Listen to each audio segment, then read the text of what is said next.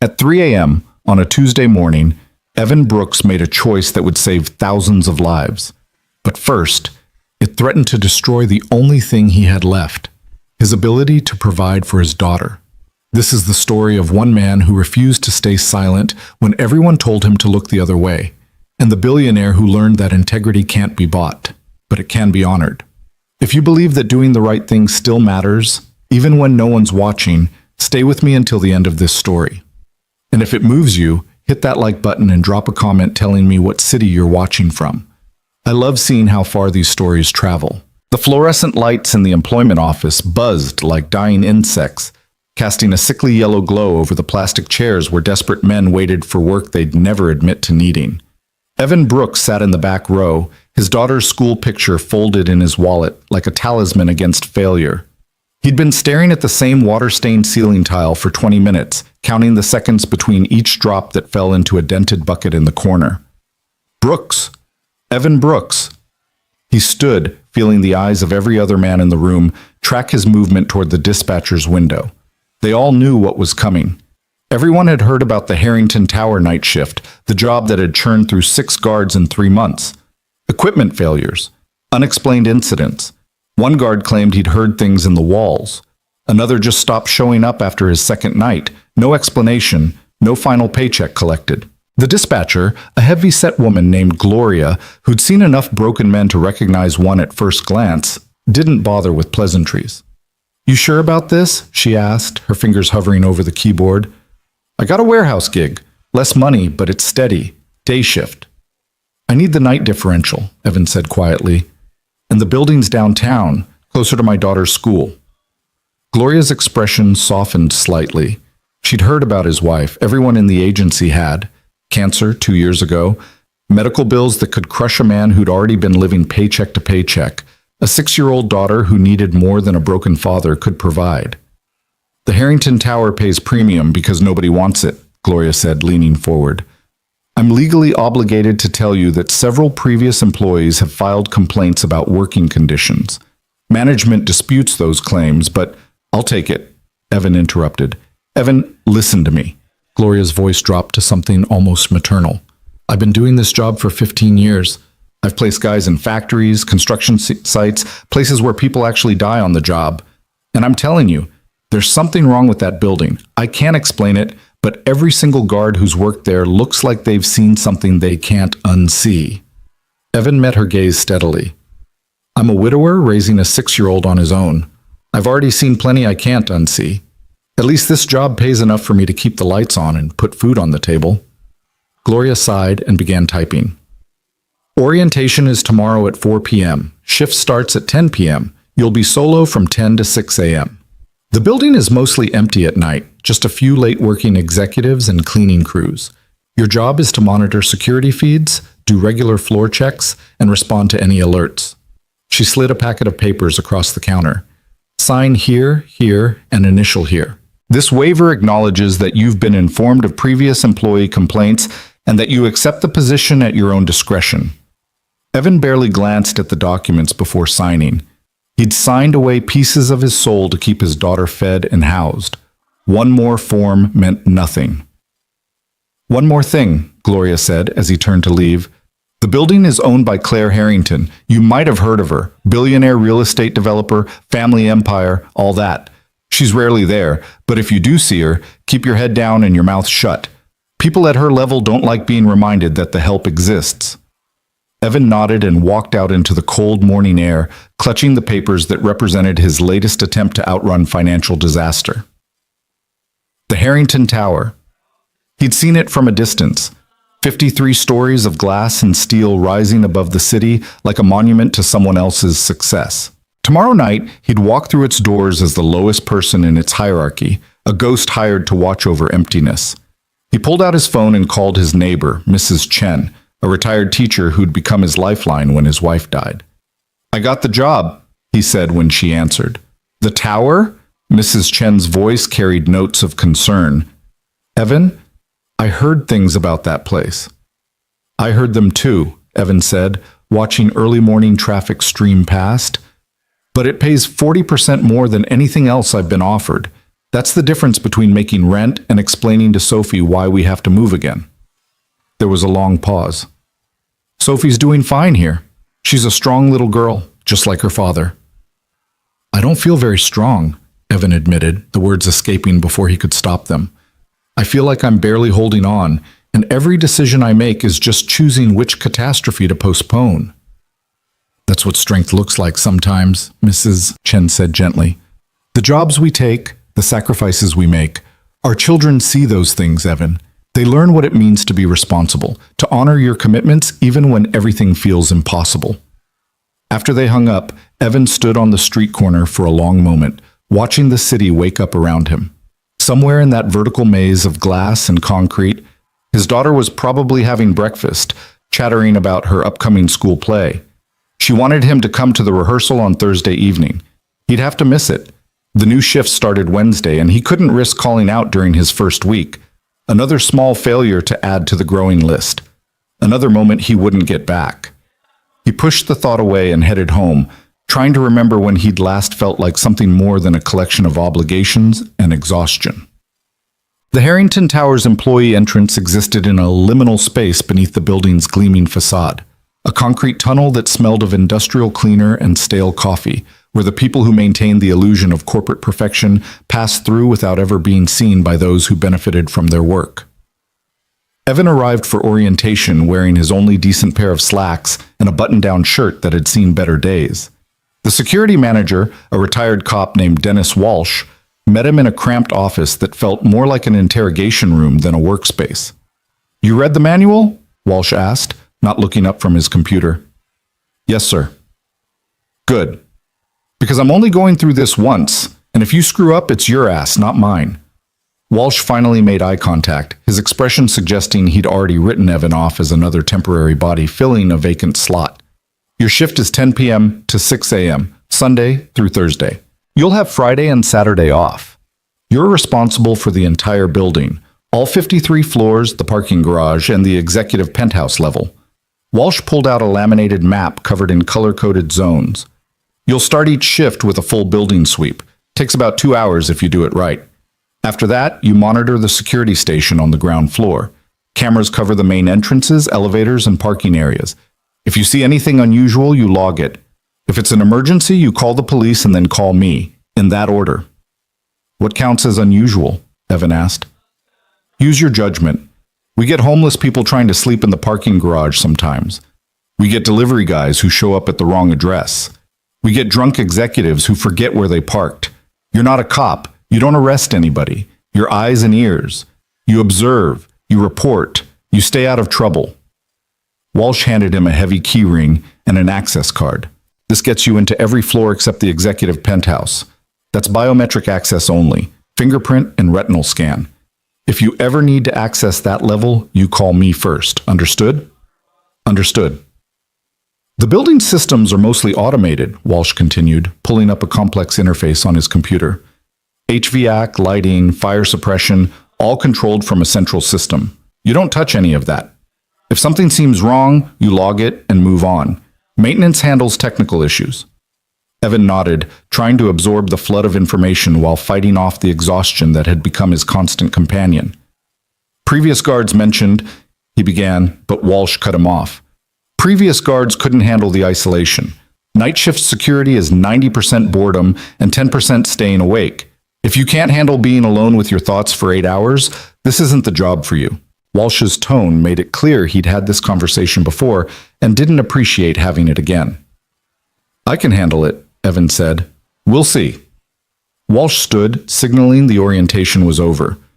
"Your uniform is in the locker room. You're expected to maintain a professional appearance at all times. The people who work in this building don't want to be reminded that security exists. Your background scenery. Invisible unless something goes wrong."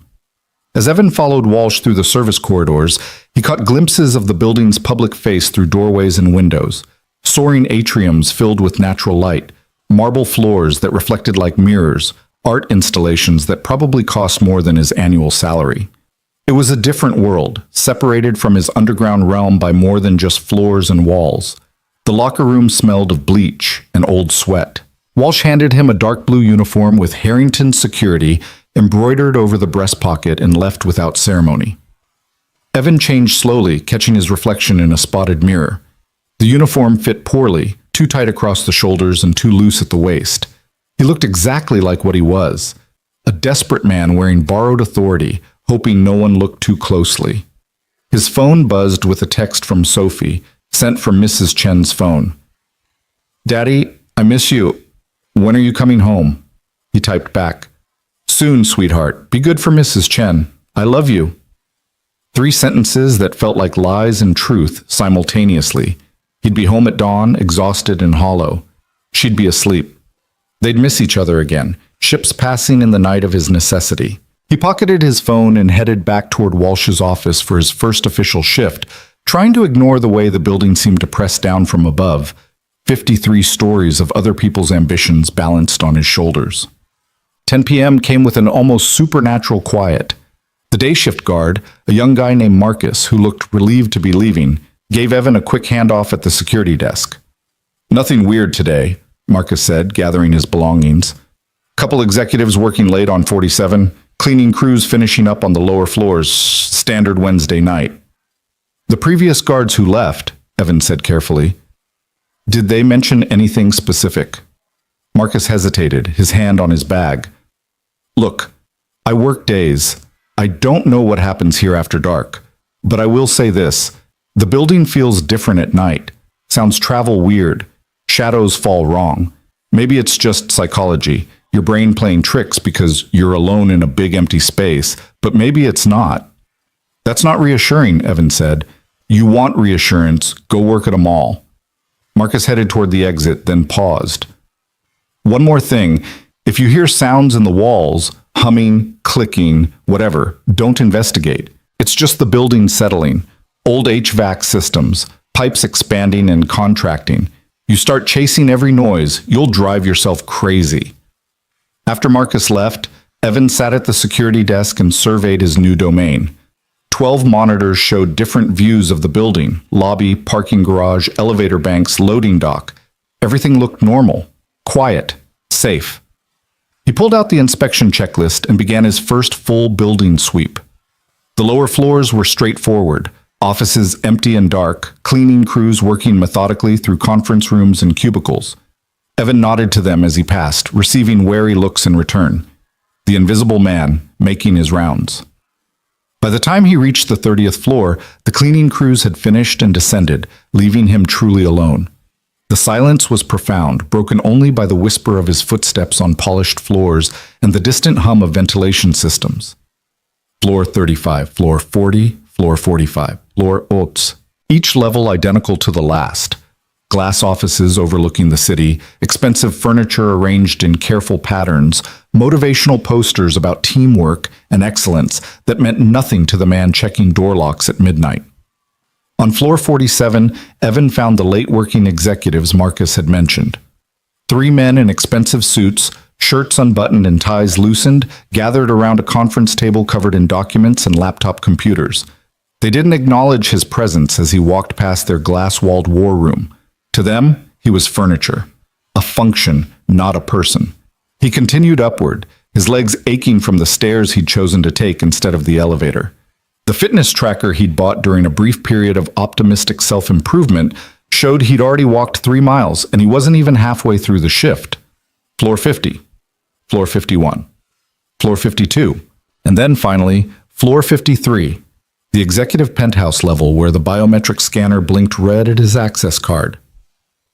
Evan peered through the reinforced glass doors at the darkened space beyond.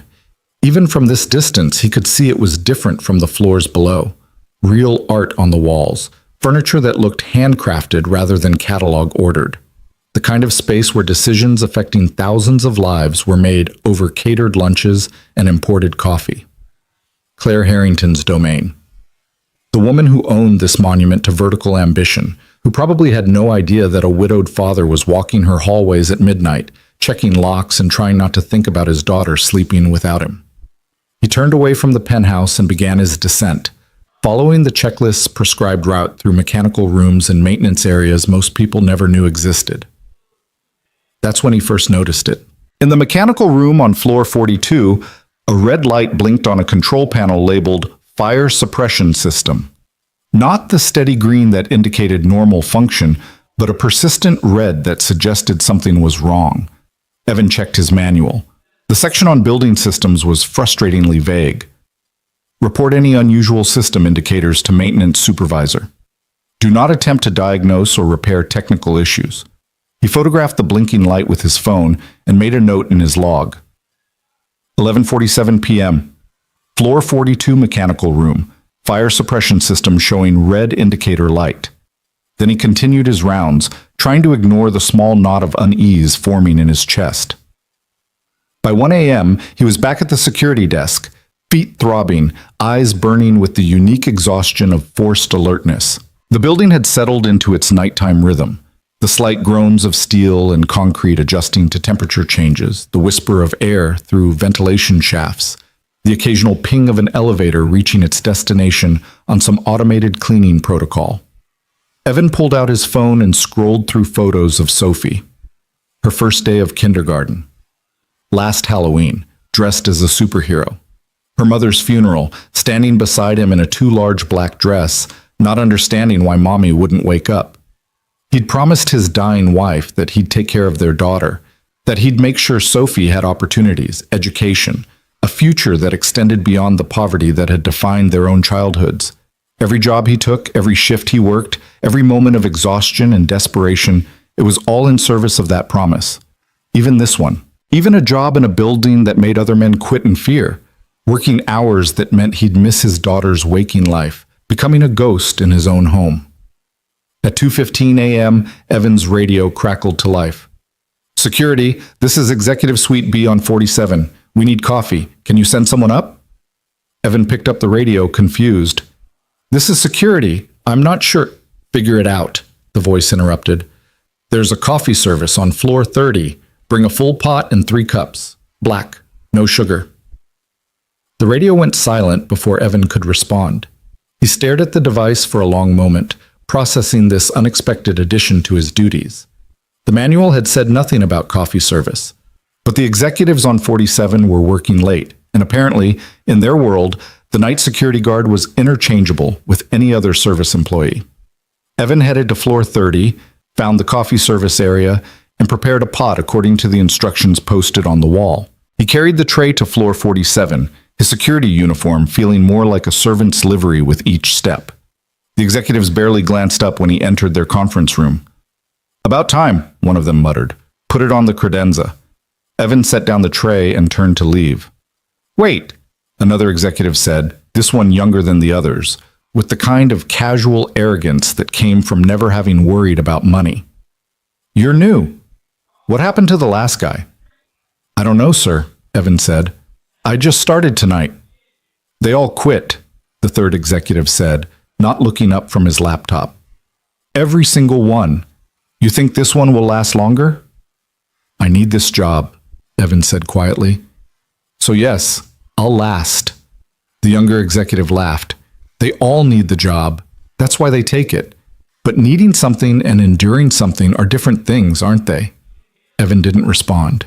He left the conference room and returned to his desk, the executive's laughter following him down the hallway like mockery made audible. At 3 a.m., during his second building sweep, Evan returned to the mechanical room on floor 42.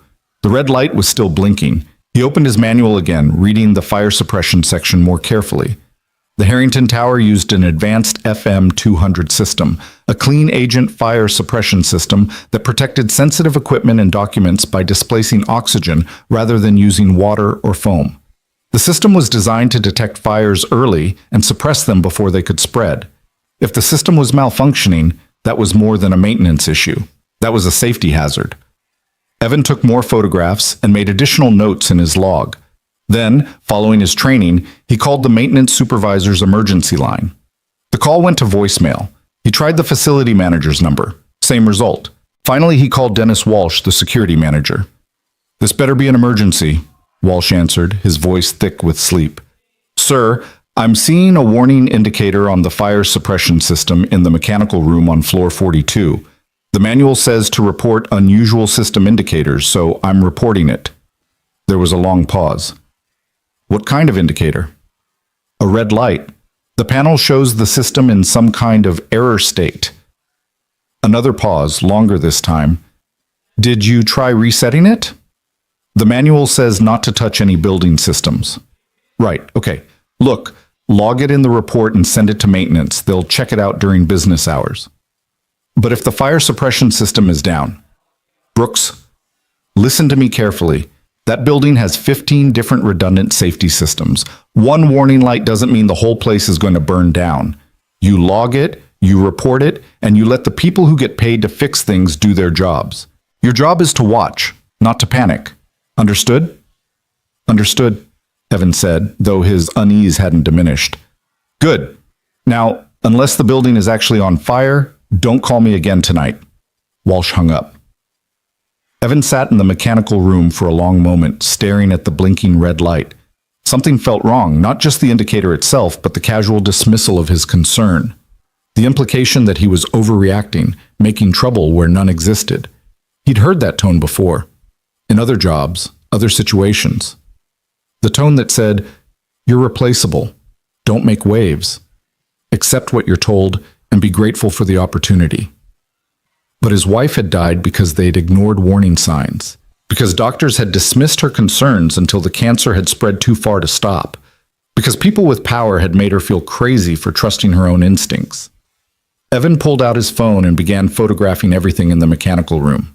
The control panel, the warning light, the inspection logs mounted on the wall beside the system, and that's when he saw it. The inspection logs showed weekly maintenance checks, each one signed off as system normal, no issues. The most recent entry was dated 3 days ago, but the inspection log sheet was pristine, no smudges, no wear, no coffee stains or bent corners. It looked like it had been printed that morning and posted on the wall without anyone ever actually reviewing the system it supposedly documented. Evan flipped through the pages. Every single inspection for the past 3 months showed the same entry. System normal, no issues. Same handwriting, same signature, no variation whatsoever. Either the building had experienced perfect mechanical performance for 12 consecutive weeks, or someone was falsifying inspection reports. His hands shook slightly as he photographed every page of the log. At 4 a.m., Evan was back at his desk, staring at his phone and trying to decide what to do with what he'd found. Maybe it was nothing. Maybe the maintenance team really was that consistent. Maybe he was seeing conspiracy where only bureaucratic repetition existed. But the red light kept blinking in his memory, and the falsified logs felt like evidence of something darker than simple negligence. He thought about Sophie, asleep in Mrs. Chen's apartment. He thought about the promise he'd made to his dying wife. He thought about the executives on floor 47, working late and treating him like furniture, unaware that the building protecting their late-night ambitions might be compromised. He thought about all the people who would walk through these doors tomorrow, employees and visitors and cleaning crews and delivery drivers, thousands of people trusting that someone was keeping them safe. And he thought about the 6 guards who'd quit before him, each one unwilling or unable to last more than a few weeks in this job. What had they seen? What had they known? At 5 a.m., with dawn still an hour away, Evan made a decision. He logged into the security system and began reviewing archived footage from the mechanical room on floor 42. If the maintenance team was doing actual inspections, the cameras would have captured them. It took him 20 minutes to figure out the interface and locate the right camera feed. When he finally accessed the footage from the past week, what he saw made his stomach turn. No one had entered that mechanical room in 7 days. The inspection log showed daily checks. The camera footage showed an empty room day after day, with nothing but the blinking red light marking the passage of time. Evan sat back in his chair, his heart pounding. This wasn't negligence, this was active fraud.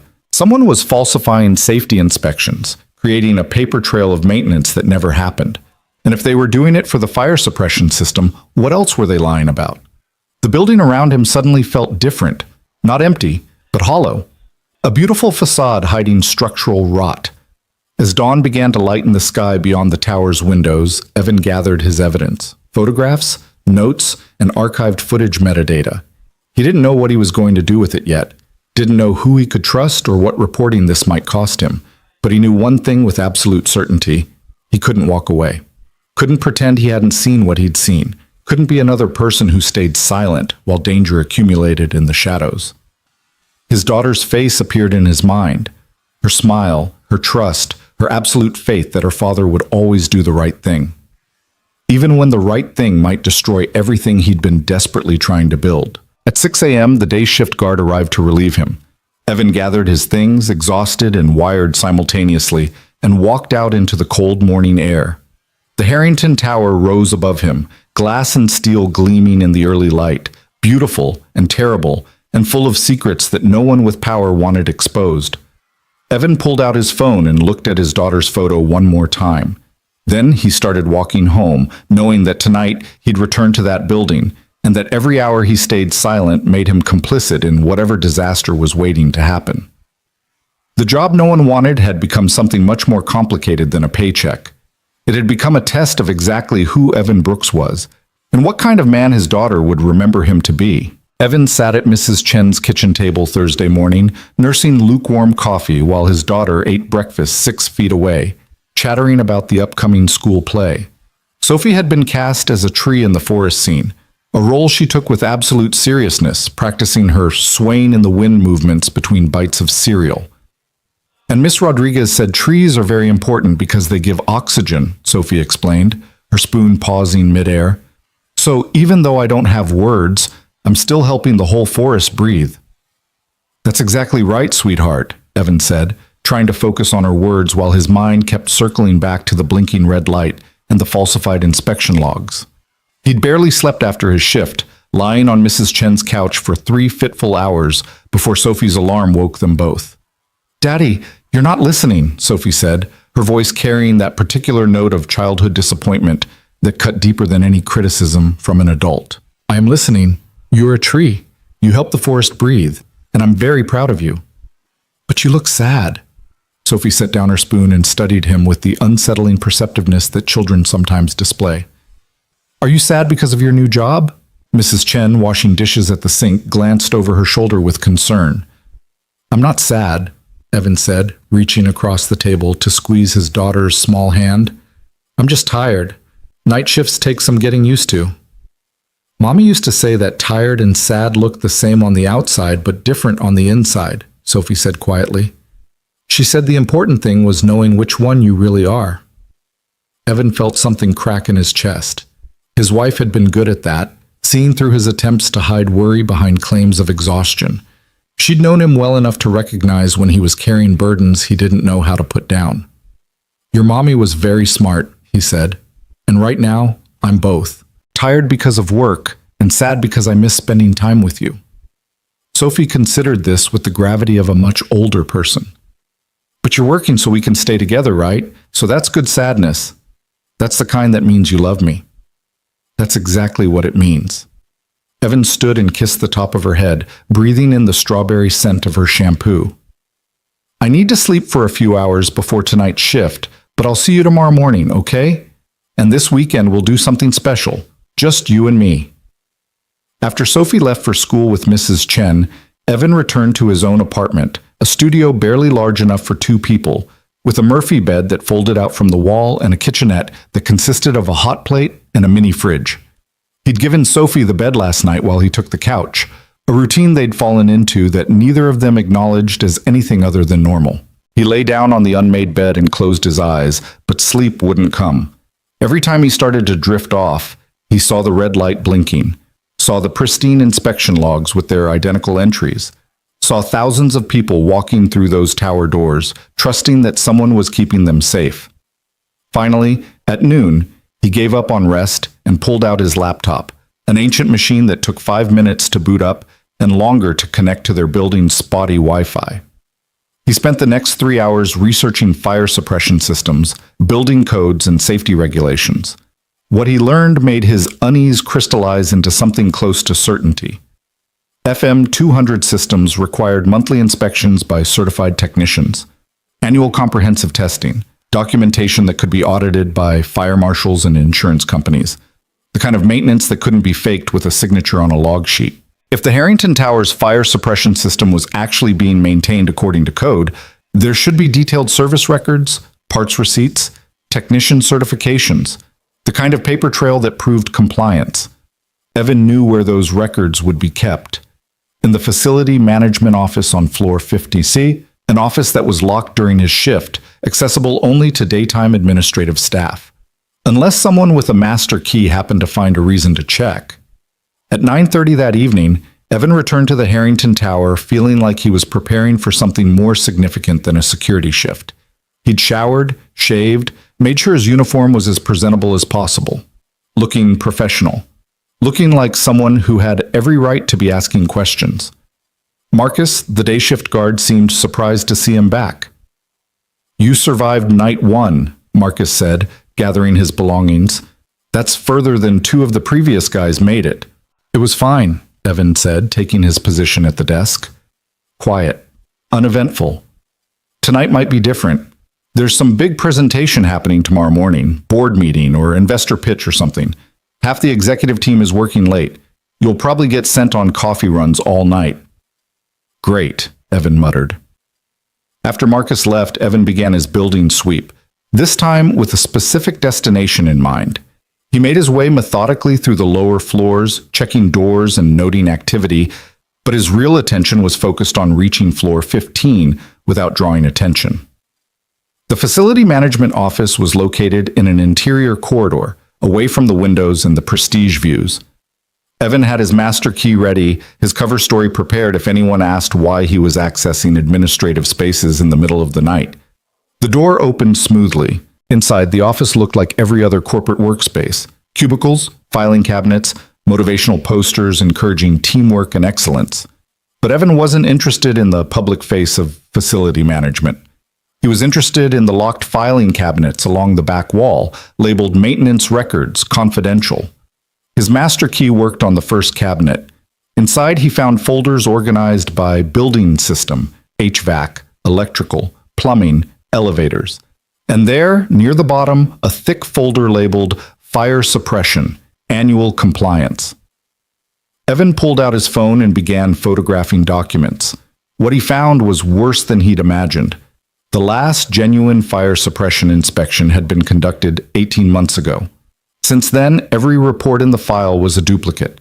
The same document, reprinted with updated dates, signed by someone named Thomas Garrett, who, according to his technician certification, had died 7 months ago. Someone had been systematically forging inspection reports for more than a year, using a dead man's credentials to create the illusion of compliance.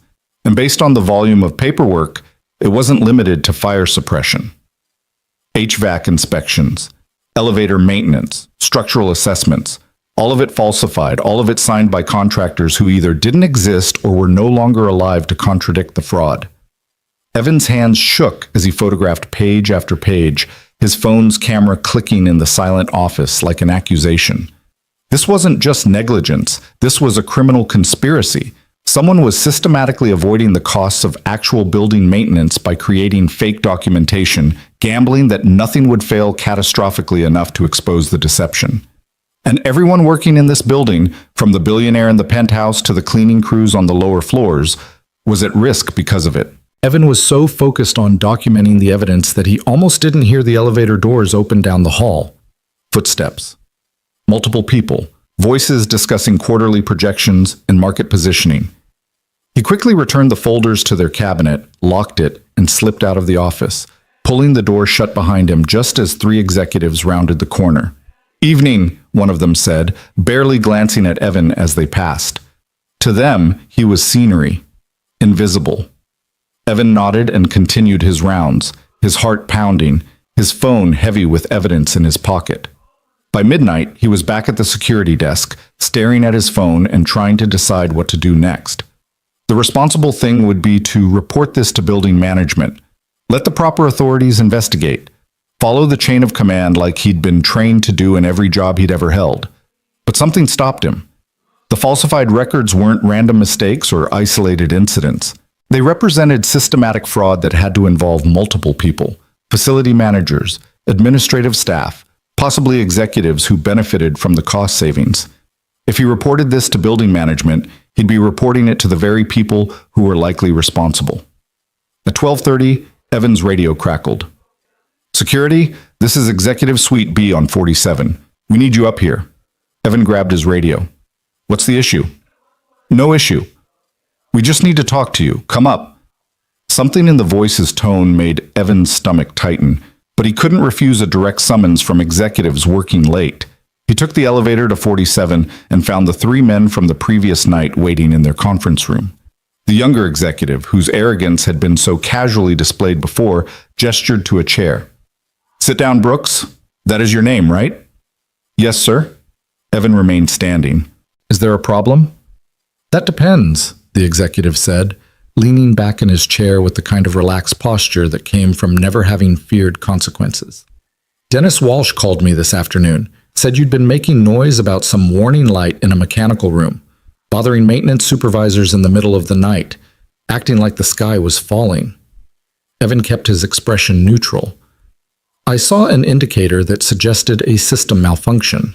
The manual says to report unusual conditions. The manual also says to use common sense, another executive interjected. Do you have any training in building systems? Any expertise in fire suppression technology? No, sir. Then maybe you should trust that the people who do have that expertise know what they're doing. This building has more safety redundancies than a nuclear power plant. One warning light doesn't mean anything except that you're looking for problems where none exist. The third executive, older than the others and carrying himself with the weight of someone used to being obeyed, leaned forward. Let me be very clear, Brooks. The Harrington Tower employs over 2,000 people. Claire Harrington has built an empire on the reputation of this company and this building. The last thing we need is some overzealous night guard creating panic over routine maintenance issues. With respect, sir, falsified inspection logs aren't routine maintenance issues. The silence that followed was profound. The older executive's expression hardened. What did you just say? Evan knew he'd crossed a line, knew he should backtrack, apologize, claim he'd misspoken. But he thought about Sophie, about his wife, about all the times he'd stayed silent when speaking up might have mattered. I reviewed the maintenance records, Evan said quietly. The fire suppression system hasn't been properly inspected in over a year. The logs show daily checks that never happened. Some of the reports are signed by a technician who died 7 months ago. The younger executive laughed, but there was no humor in it. You broke into a locked office and went through confidential files. Are you insane? I have a master key. Part of my security duties is checking all areas of the building. Your duties are checking door locks and watching monitors, the older executive said coldly. Not conducting amateur investigations into facility management operations. You're a security guard, Brooks. The lowest person in this building's hierarchy. You don't get to make decisions about what is and isn't important. I get to make decisions about what's safe and what isn't, Evan said, his voice steady despite the fear coursing through him. And this building isn't safe. The fire suppression system is compromised, the maintenance records are fraudulent, and everyone working here deserves to know that. The older executive stood slowly, his face flushed with anger. Let me explain something to you. This building is worth $800 million. The Harrington Corporation has annual revenues exceeding $3 billion. Claire Harrington sits on the boards of 6 major companies and employs 15,000 people worldwide. Your concerns about a blinking light and some paperwork irregularities mean absolutely nothing compared to the stability of this organization. He moved closer to Evan, his voice dropping to something almost intimate in its menace. You have a daughter, don't you? Single father, living in a studio apartment in a building that should have been condemned years ago, working night shifts because you can't get anything better. You think you're in a position to make waves, to threaten the livelihoods of people who actually matter? Evan felt something cold settle in his chest. Are you threatening me? I'm explaining reality. You can walk away from this. Forget what you think you saw. Keep doing your job, the job you were hired to do, which is walking hallways and watching cameras. Or you can keep pushing, and if you keep pushing, we'll push back, hard. The younger executive chimed in, his tone almost friendly. Look, Brooks, we get it. You're conscientious, you want to do the right thing, but you're out of your depth here. This is a complex organization with complex systems. What looks like fraud to someone with no background in facility management might actually be standard administrative shortcuts. You don't have the expertise to understand what you're looking at. I understand falsified documents, Evan said. And I understand that if something happens, if there's a fire, if people get hurt, everyone who stayed silent becomes responsible. The older executive's expression turned to something like contempt. Nothing is going to happen. This building has stood for 30 years without incident. It will stand for 30 more. Your paranoia doesn't change that fact. He gestured toward the door. You're dismissed. And Brooks? If I hear that you've been spreading rumors, accessing files you have no business reading, or otherwise making trouble, you'll be terminated immediately. No severance, no references, nothing. Do we understand each other? Evan met his gaze steadily. Yes, sir. We understand each other perfectly. He walked out of the conference room feeling the executive's eyes on his back like physical weight. The elevator ride back to the ground floor felt longer than usual, the building pressing in from all sides. Back at the security desk, Evan sat in the flickering glow of the monitors and tried to think clearly through the fear and anger competing for dominance in his mind. They'd threatened him, threatened his daughter, made it clear that speaking up would cost him everything he'd been desperately trying to hold together. But they'd also confirmed his suspicions. If the maintenance irregularities were innocent, they would have laughed off his concerns. Instead, they'd resorted to intimidation, which meant they knew. They knew the building's systems were compromised, and they were actively covering it up. At 2 a.m., Evan pulled out his phone and stared at the evidence he'd accumulated. Photographs of falsified logs, video timestamps showing empty mechanical rooms, documentation of a criminal conspiracy that put thousands of lives at risk. He could delete it all. Pretend this night never happened. Show up tomorrow and every night after, do his rounds, keep his mouth shut, collect his paychecks. Be the invisible man they'd hired him to be. He thought about his daughter's face when he dropped her off at school. The absolute trust in her eyes when she'd said that his sadness meant he loved her. The way she believed, with complete faith, that her father always did the right thing. What would he tell her someday when she asked about this moment? Would he say he'd stayed silent because speaking up was too risky? Because powerful people had threatened him and he'd been too afraid to push back? Would he teach her that integrity was negotiable? That doing the right thing only mattered when it was convenient? His wife's voice echoed in his memory, something she'd said during her final days when the morphine couldn't quite mask the pain, but couldn't silence her determination to leave him with something to hold on to. Promise me you'll teach Sophie to be brave, not fearless. Fear is healthy, but brave. Brave enough to do the hard things even when she's scared. Brave enough to stand up when everyone else sits down. He'd made that promise, and now it was being tested in ways he'd never imagined. At 3 a.m., Evan made his decision. He couldn't go to building management. They were part of the problem. He couldn't trust the executives who'd threatened him. But there were other authorities, fire marshals, building inspectors, regulatory agencies whose entire purpose was preventing exactly this kind of dangerous fraud. He opened his laptop and began composing a detailed report, attaching every photograph, every piece of evidence he'd collected, names, dates, specific violations, a comprehensive document that couldn't be ignored or buried. As he typed, the building around him seemed to hold its breath. The monitors showed empty hallways, quiet floors, thousands of tons of glass and steel suspended above the city in apparent stability. But Evan knew now what hid behind that facade, knew that every day this fraud continued was another day closer to catastrophe. By 4 a.m., his report was complete. He'd addressed it to the city's fire marshal, the state building inspector, and the Occupational Safety Administration. Multiple recipients, multiple agencies, making it impossible for any single person to suppress the information. His finger hovered over the send button. Once he pressed it, there would be no going back. An investigation would be launched. The building would be scrutinized. And everyone involved in the fraud, from low-level facility managers to high-ranking executives, would know exactly who had exposed them.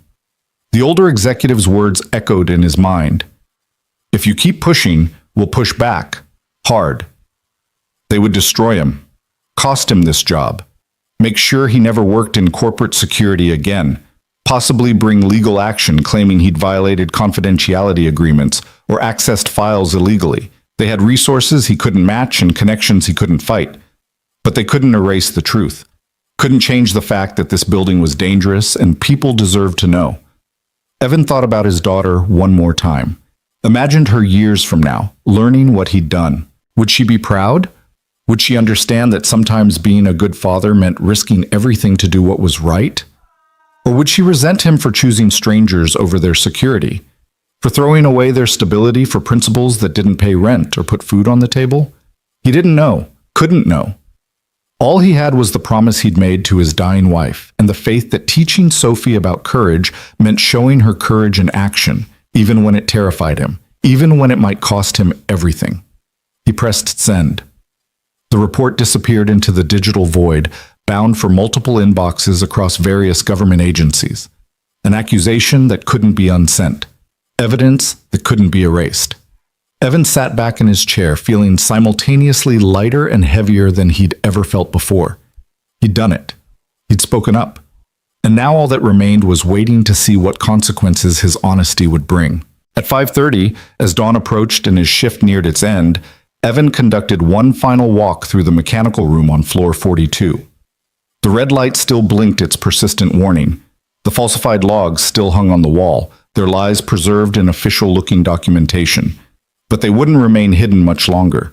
By tomorrow, maybe the day after, inspectors would arrive. Questions would be asked. The fraud would be exposed. And Evan Brooks, single father, widower, the invisible man hired to watch but not to see, would have done something that actually mattered. Whatever came next, he'd face it knowing he'd honored his promise to his wife and his daughter. That when confronted with a choice between silence and truth, he'd chosen truth, even if it destroyed him. As he walked back to the security desk for the last hour of his shift, Evan noticed something he hadn't seen before. A small crack in one of the building's interior support columns, barely visible unless you knew where to look. Just another sign of deterioration hiding behind expensive marble and polished glass. The Harrington Tower was falling apart from the inside, and everyone had been too busy maintaining appearances to notice the rot spreading through its foundations. But they would notice now. They had to. Because Evan Brooks had refused to stay silent, and sometimes that was all it took to change everything. The day shift guard arrived promptly at 6, and Evan handed over the desk with mechanical efficiency, saying nothing about the report he'd filed or the reckoning that was coming.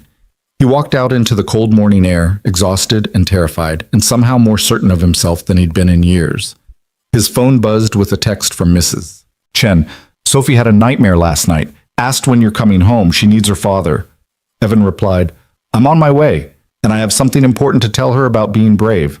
The knock came at 7:15 on Friday morning, exactly 43 hours after Evan had pressed send on his report to the city fire marshal. He was standing in Mrs. Chen's kitchen, helping Sophie pack her lunch for school, when he heard it. 3 sharp raps that somehow managed to sound official even through a cheap apartment door. His hands froze mid-motion, a peanut butter sandwich suspended between counter and lunchbox. Are you expecting someone? Mrs. Chen asked, wiping her hands on a dish towel. Evan shook his head, his heart already accelerating. He'd been waiting for this moment, dreading it and anticipating it in equal measure, since he'd walked out of the Harrington Tower 2 nights ago. He'd worked his Thursday shift in a state of heightened alertness, expecting security to escort him out at any moment. But the night had passed without incident, leaving him to wonder if his report had vanished into bureaucratic limbo or if the reckoning was simply delayed. Now apparently, it had arrived. Stay here with Sophie, he told Mrs. Chen quietly, then walked to the door and opened it. 2 men in dark suits stood in the narrow hallway. The older one, gray-haired and carrying himself with the weary authority of someone who'd seen too many buildings fail and too many people lie about it, held up an official-looking badge. Evan Brooks? I'm Fire Marshal Tom Hendricks. This is Inspector James Morrison from the City Building Department. We need to talk to you about a report you filed regarding the Harrington Tower.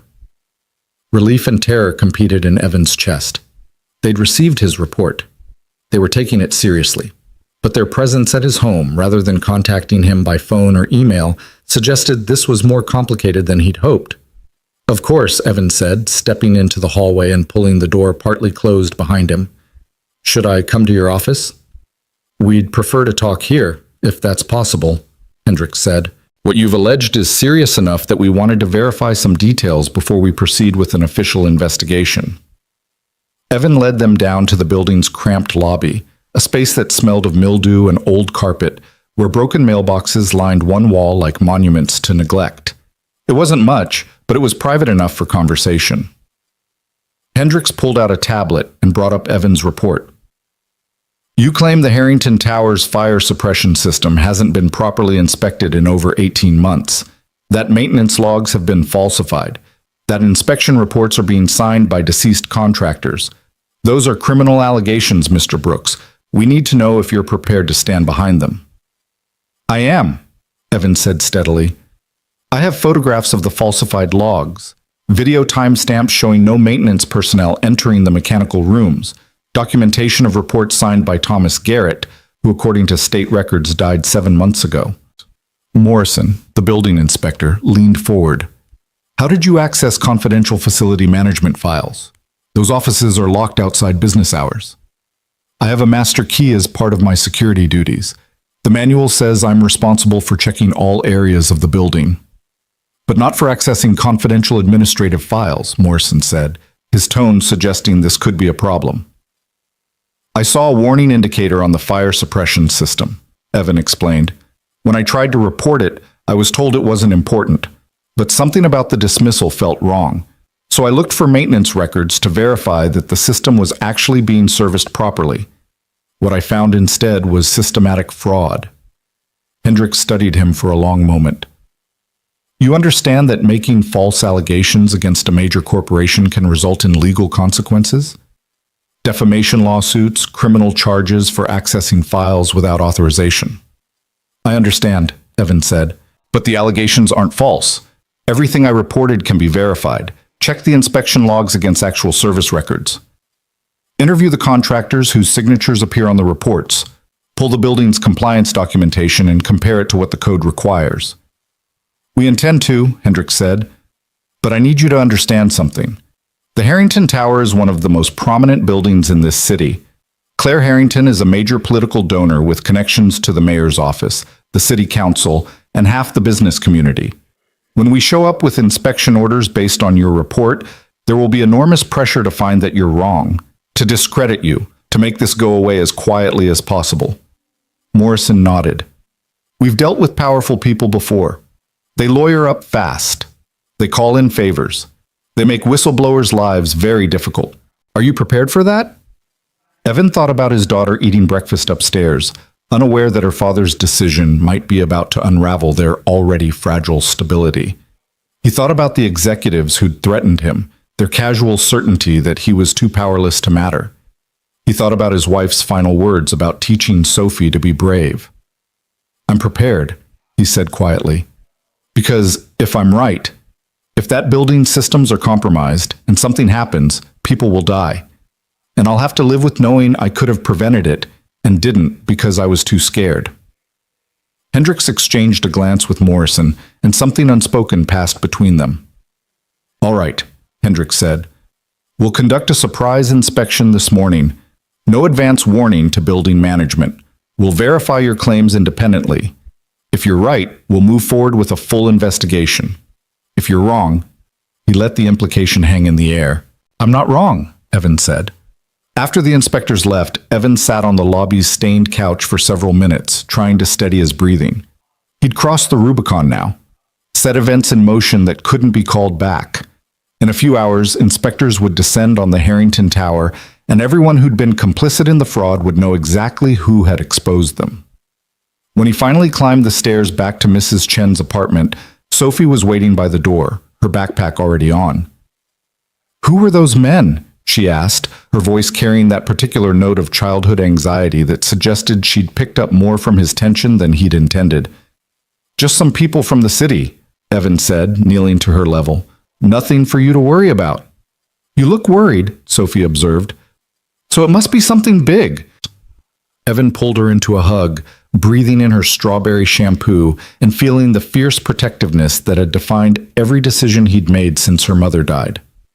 Sometimes grown-ups have to do things that are scary because they're the right thing to do, he said, even when we don't know how they'll turn out. Like when Mommy went to the hospital for treatment, Sophie asked quietly. She was scared, but she did it anyway because she wanted to stay with us? The question hit Evan like a physical blow. His wife's battle with cancer had been exactly that.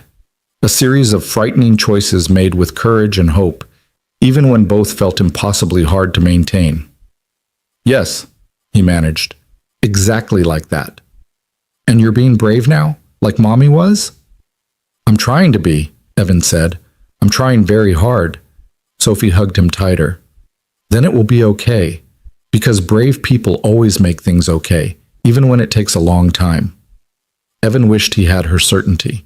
Wished he believed that courage alone could guarantee positive outcomes. But he knew better. Knew that sometimes doing the right thing still led to disaster. That being brave didn't make you invincible. It just meant you faced consequences without looking away.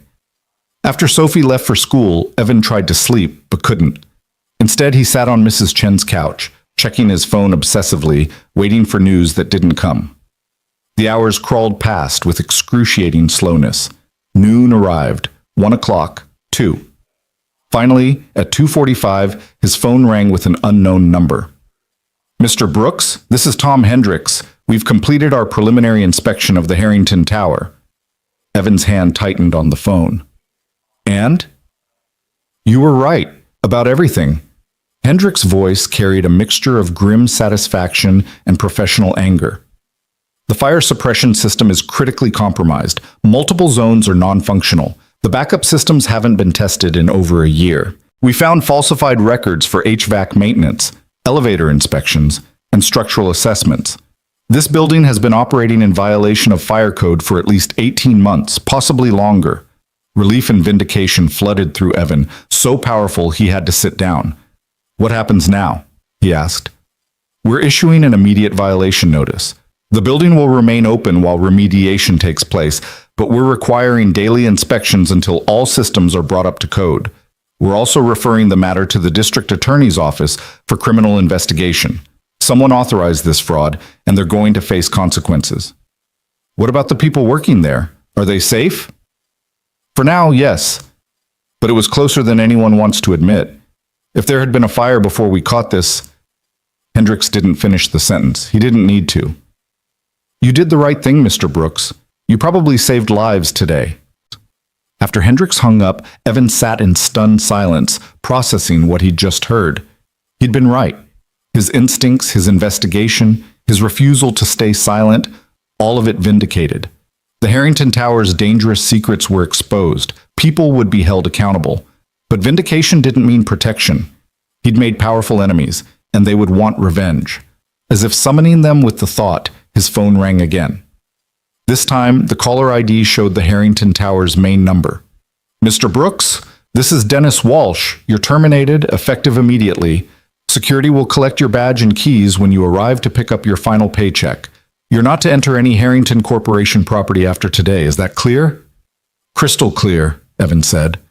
He'd expected this, had known from the moment he filed his report that the job was lost, but hearing it stated so baldly still stung.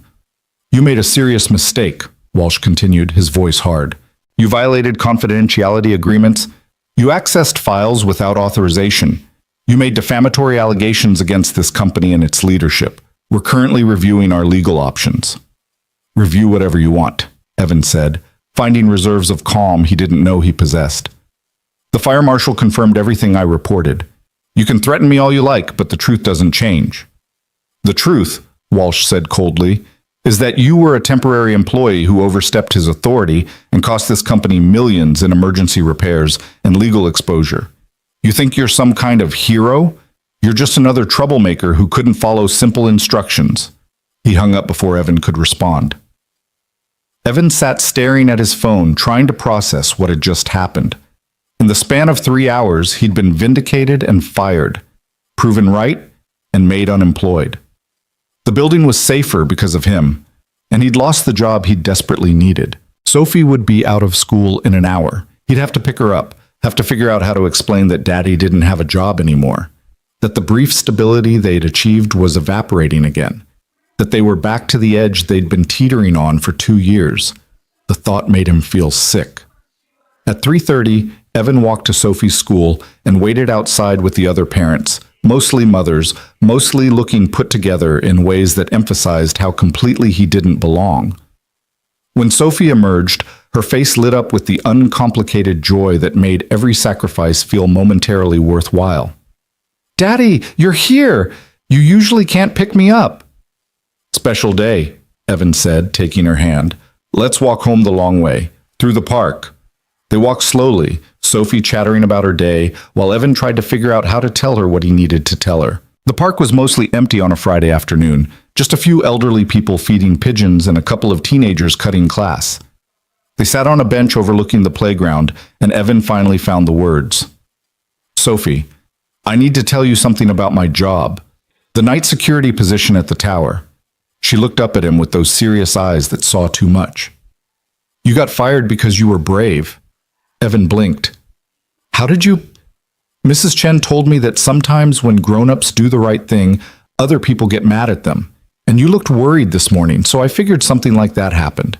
She swung her legs, her small body somehow containing wisdom beyond her years.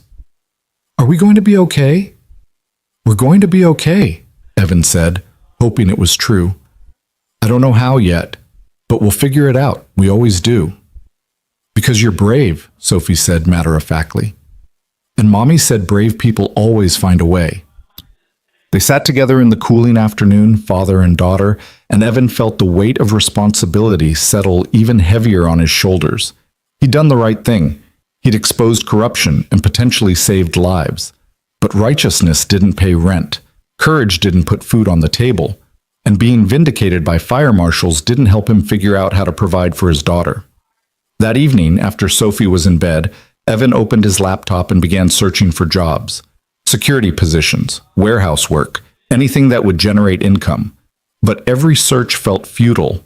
He'd been fired from his last position for violating confidentiality and making defamatory allegations. No matter how righteous his cause, potential employers would see termination and trouble. He was marked now. Damaged goods in an economy that didn't value whistleblowers. At 11 p.m., his phone buzzed with an email from an address he didn't recognize. The subject line read, "Thank you from a Harrington Tower employee." Evan opened it hesitantly. "Mr. Brooks, you don't know me, but I work on the 32nd floor of the Harrington Tower. Today we were informed about the safety violations you discovered and the inspections that are now happening. I want you to know that there are 2,000 people who come to work in this building every day, and today we learned that someone we've never met put his job on the line to keep us safe. Some of us have children, some of us have families depending on us, and all of us owe you a debt we can never repay. Whatever happens next, please know that what you did mattered. You are a true hero, even if nobody with power will ever admit it. Thank you for your courage. Thank you for caring about strangers. Thank you for being the kind of person who speaks up when everyone else stays silent." Evan read the email 3 times, tears blurring the words by the end. He told himself he was doing this for Sophie, to teach her about integrity. But reading this stranger's gratitude, he realized he'd also done it for every person who walked through those tower doors trusting that someone was keeping them safe, for every parent who kissed their kids goodbye and assumed they'd come home at the end of the day, for every cleaner and executive and security guard whose life had value, whether they knew about the danger or not. He'd saved them. Not dramatically, not visibly, but meaningfully, completely, in ways they'd never fully understand. And somehow, that made the cost bearable. Saturday morning arrived with unexpected news. A voicemail from Fire Marshal Hendricks left at 6 a.m. "Mr. Brooks, something's happened that you need to know about. Claire Harrington, the tower's owner, she's asking to meet with you, personally, at your home, this morning. I told her I'd pass along the message, but that the decision was entirely yours. You don't have to do this. You don't owe her anything, but she was very insistent that she wanted to speak with you directly. If you're willing, she'll be at your address at 9 a.m. Call me if you have concerns." Evan stood in his tiny apartment, phone in hand, trying to process this information. Claire Harrington, billionaire, owner of the tower and the corporation bearing her family name. The woman whose empire he'd just exposed as built partially on fraud and negligence. She was coming here, to his rundown building, to see him. The question was why. At 8:45, Evan made sure Sophie was occupied with Mrs. Chen upstairs, then waited in his apartment with a mixture of curiosity and dread. He'd cleaned as best he could, though there was only so much tidying that could disguise poverty. The Murphy bed was folded into the wall. The kitchenette was spotless. But the cracks in this plaster and the water stains on the ceiling told their own story about the distance between his world and Claire Harrington's. At precisely 9 a.m., there was a knock at the door.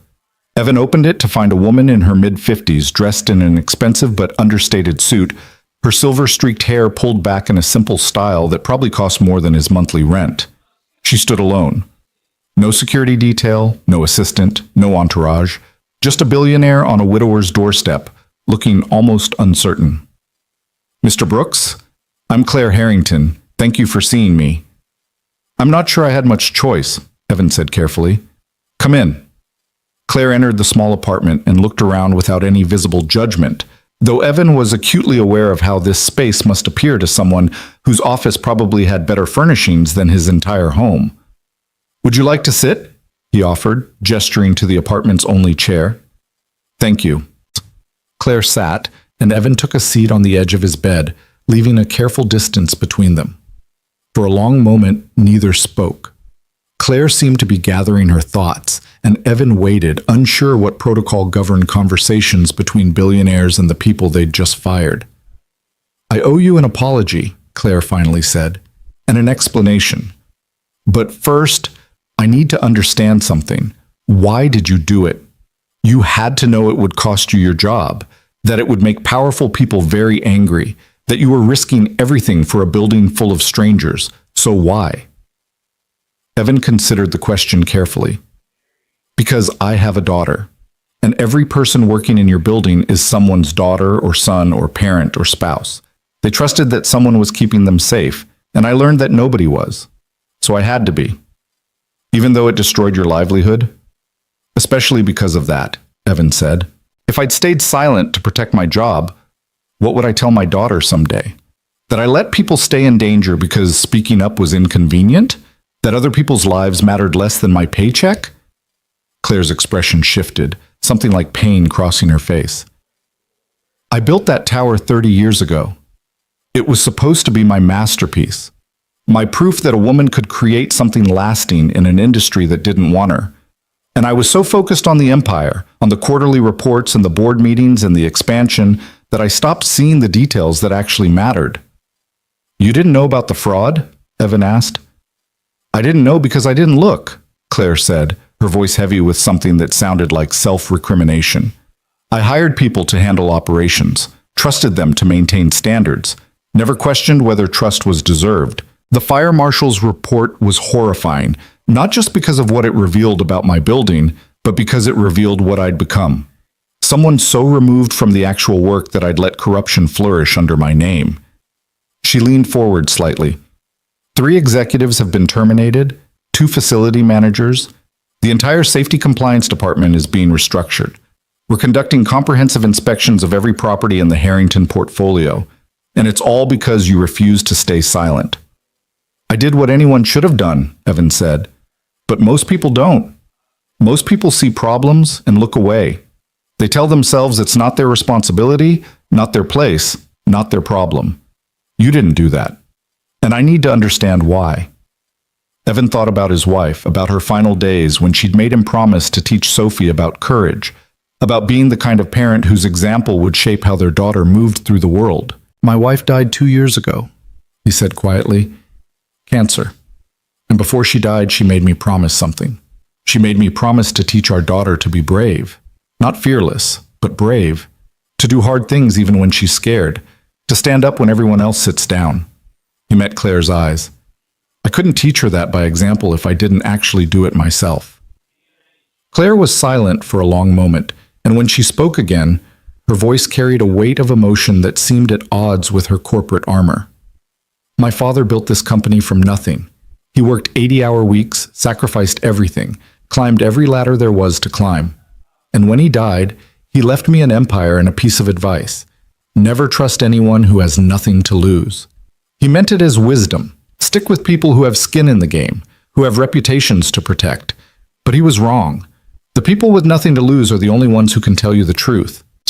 She stood and walked to the window, looking out at the neighborhood where Evan had been trying to build a life for his daughter. "You had everything to lose, Mr. Brooks. Your job, your stability, your ability to provide for your child. And you spoke up anyway. Not because you thought you'd be rewarded, but because it was right. That's extraordinarily rare.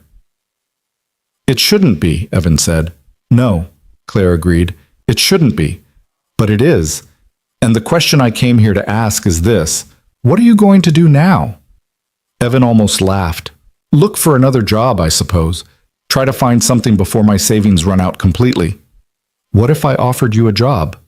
The words hung in the air between them, unexpected and almost incomprehensible. You just fired me, Evan said carefully. Dennis Walsh fired you, Claire corrected, acting on orders from executives who have since been terminated themselves.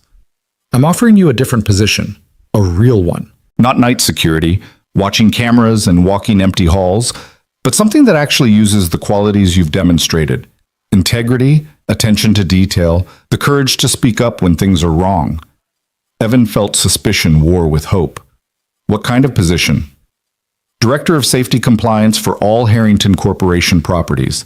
You'd oversee inspections, verify maintenance records, ensure that what happened in the tower never happens anywhere else. You'd have authority to access any file, inspect any system, and report directly to me.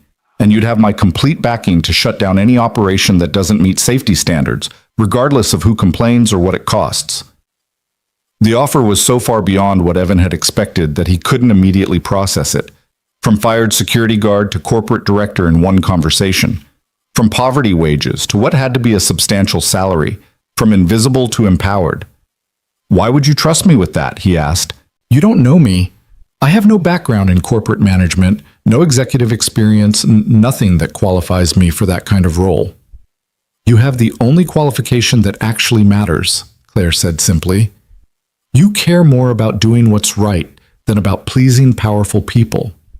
That's worth more than any business degree or years of experience. And frankly, Mr. Brooks, I don't need another yes man telling me what I want to hear. I need someone who will tell me the truth even when it's uncomfortable. Especially when it's uncomfortable. Evan stood and walked to the window beside her, looking out at the neighborhood where he'd been fighting to survive, trying to hold together a life that kept threatening to fall apart.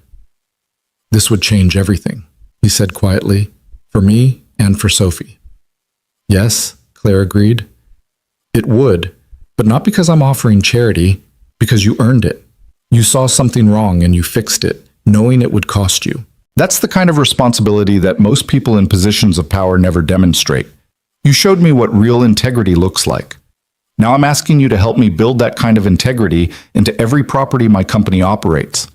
Evan turned to face her. And if I find more problems, more fraud, more negligence, more people cutting corners to save money, then you expose it. Every single time. I don't care how embarrassing it is or how much it costs.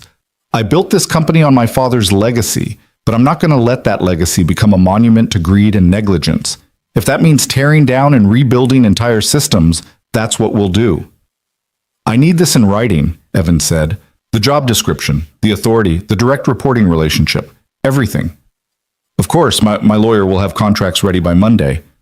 And I need one more thing, Evan added, thinking of Sophie and all the promises he'd made. Flexibility to be present for my daughter, to attend school events, to be there when she needs me.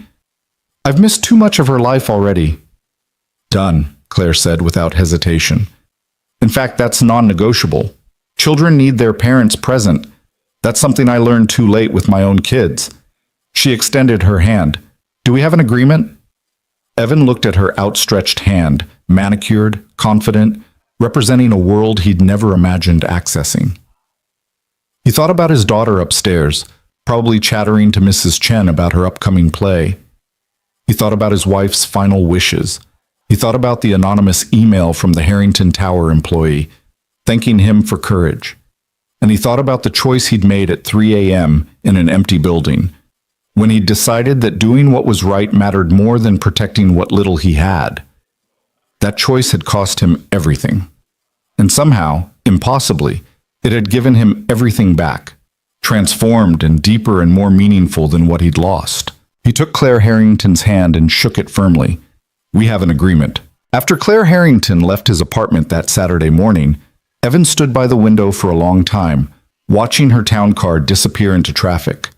The conversation felt surreal, like something that had happened to someone else, A fairy tale version of his life where courage was rewarded instead of punished, where doing the right thing led to opportunity instead of disaster. He pulled out his phone and stared at it, trying to decide who to call first. Mrs. Chen would want to know. Sophie deserved to understand that their situation had changed, but the words felt impossible to form. How did you explain that losing everything had somehow led to gaining more than you'd ever imagined? A soft knock interrupted his thoughts. Mrs. Chen stood in the doorway, Sophie beside her, both looking at him with identical expressions of concern. "We saw the fancy car," Mrs. Chen said carefully. Sophie was worried. She thought maybe you were in trouble. "Daddy, who was that lady?" Sophie asked, moving to his side with the unconscious trust that children have before the world teaches them wariness. Evan knelt to Sophie's level, taking her small hands in his. "That was Claire Harrington. She owns the building where I used to work, and she came to offer me a new job." Sophie's eyes widened. "A better job? Because you were brave?" "Yes, sweetheart, a much better job. One that will mean I can be home more, that I can come to your school play and have dinner with you and not miss so much of your life." "And we don't have to move?" The question carried weight far beyond its simple words. All the anxiety of a child who'd already lost one parent and lived with the constant fear of losing more. "We don't have to move," Evan confirmed, pulling her into a hug. "In fact, we might be able to move somewhere better. Somewhere with your own room and a park nearby and all the things you deserve." Sophie hugged him tight, her small body shaking slightly with relief or joy, or some combination of both. When she finally pulled back, her face was serious again. "Mrs. Chen said that sometimes when you do good things, the universe finds ways to give back. Is that what happened?" Evan glanced at Mrs. Chen, who smiled gently. "I think maybe it is," he said. "But it took a long time, and it was scary. And there were moments when I wasn't sure if doing the right thing was worth what it cost. But your mom was right. Brave people do find a way, even when it seems impossible." Mrs. Chen moved to the small kitchen area, her voice carrying that practical wisdom that had sustained Evan through his darkest moments. "You need to rest now, real rest. Not the kind where you're checking your phone every 5 minutes waiting for bad news. Sophie and I will make lunch, and you'll eat something, and then you'll sleep. Monday will come soon enough, and you'll need your strength for whatever comes next." She was right, of course. Evan hadn't truly rested in days. Every moment shadowed by worry, every quiet second filled with catastrophic imaginings of what his honesty might cost. But now, with Claire's offer transforming his trajectory from free fall to ascent, the exhaustion hit him like a physical force. He managed to eat the lunch Mrs. Chen prepared, simple soup and bread that tasted like sustenance and safety. Then he collapsed onto his Murphy bed and fell into the deepest sleep he'd experienced since his wife died, dreamless and complete. When he woke, the apartment was dark, and his phone showed it was past 8 p.m. Sophie was asleep on a makeshift bed Mrs. Chen had created using couch cushions and blankets. A note in Mrs. Chen's handwriting sat on the counter. "Didn't want to wake you. Sophie insisted on sleeping near her brave father. See you in the morning." Evan watched his daughter sleep, her face peaceful in a way that made his chest ache with protective love. Everything he'd done, every risk he'd taken, every moment of terror when he'd wondered if he was destroying their lives, had been for her. To give her security, to teach her that integrity mattered, to show her that her father was someone worthy of her trust. The job Claire had offered would change their circumstances dramatically. But more than that, it would prove to Sophie that courage wasn't just about enduring hardship. It was about creating change, about refusing to accept that things had to stay broken just because fixing them was difficult or dangerous. Sunday passed in a haze of normalcy that felt precious precisely because it had been so rare. Evan took Sophie to the park, pushed her on swings, bought ice cream from a vendor, despite knowing he should save money. But the usual anxiety that accompanied small extravagances was muted now, replaced by the knowledge that financial catastrophe was no longer one missed paycheck away. "You're smiling more," Sophie observed as they walked home, her hand sticky from ice cream and warm in his. "You've been sad for so long, but now you're smiling." "I'm happy, sweetheart. For the first time in a long time, I'm actually happy." "Because of the new job?" because things are getting better for both of us. That evening, after Sophie was in bed, Evan opened his laptop and began researching safety compliance, building codes, and corporate governance structures. If he was going to step into this new role, he needed to understand it thoroughly. His lack of formal credentials would make some people question his authority. He'd need to compensate with knowledge and competence that couldn't be dismissed. Monday morning arrived with a mixture of anticipation and nervousness that made Evan feel like a child on the first day of school. Claire's assistant had sent detailed instructions. Arrive at the Harrington Corporation headquarters at 9 a.m. Ask for Jennifer Martinez in HR. Bring identification for new employee processing. The headquarters occupied the top 15 floors of the Harrington Tower, the same building where Evan had worked night security just days ago. Walking through the main entrance felt surreal. The security guards who'd barely acknowledged him when he was one of them now nodded respectfully as he passed, seeing the visitor badge and expensive building address on his destination slip. The elevator ride to the executive floors felt longer than it should have, each floor ticking past like a marker of distance traveled, from basement security desk to executive suite, from invisible to visible, from powerless to empowered. Jennifer Martinez met him in a conference room that had windows overlooking half the city. She was a woman in her 40s with an efficient manner that suggested she'd processed countless new employees and had the routine perfected. Mr. Brooks, welcome to Harrington Corporation. I understand your hiring circumstances are somewhat unusual, but Ms. Harrington has made it clear that you're to receive full executive onboarding. We'll start with paperwork, then move to orientation, and you'll meet with Ms. Harrington at 2 p.m. to discuss your specific responsibilities. The paperwork was overwhelming. Employee agreements, benefits packages, confidentiality clauses, and a salary figure that made Evan's hands shake slightly as he signed. The number on the contract was more than he'd earned in 2 years at his previous jobs combined. More than enough to move out of the studio apartment, to give Sophie her own room, to stop living paycheck to paycheck with disaster, always one setback away. This seems like a lot, he said to Jennifer, gesturing at the salary line, for someone with no corporate management experience. Jennifer's expression softened slightly. Ms. Harrington doesn't make decisions lightly, Mr. Brooks. If she believes you're worth this compensation, then you are. Don't undersell yourself. The orientation covered corporate policies, building access, technology systems, and an introduction to the safety compliance department he'd be overseeing. The current staff, 5 people who'd survived the recent terminations, waited in a conference room with expressions that ranged from curious to hostile. Jennifer made introductions. This is Evan Brooks, your new director. He'll be working directly with Ms. Harrington to restructure safety compliance across all Harrington properties. A woman in her 30s named Sarah Chen spoke first, her tone professional but edged with skepticism. No offense, Mr. Brooks, but the last director had 15 years of experience in facility management and an engineering degree. What's your background? Night security guard, Evan said bluntly, deciding that honesty was the only approach that might work. I started in this building 6 days ago. On my first shift, I found evidence of systematic fraud in the maintenance records. I reported it, got fired for my trouble, and was subsequently hired by Ms. Harrington to make sure nothing like that ever happens again in any property she owns. The room's atmosphere shifted, surprise replacing skepticism, at least partially. An older man named Robert Martinez leaned back in his chair. You're the whistleblower, the one who brought in the fire marshal. I prefer to think of myself as someone who did his job, Evan said.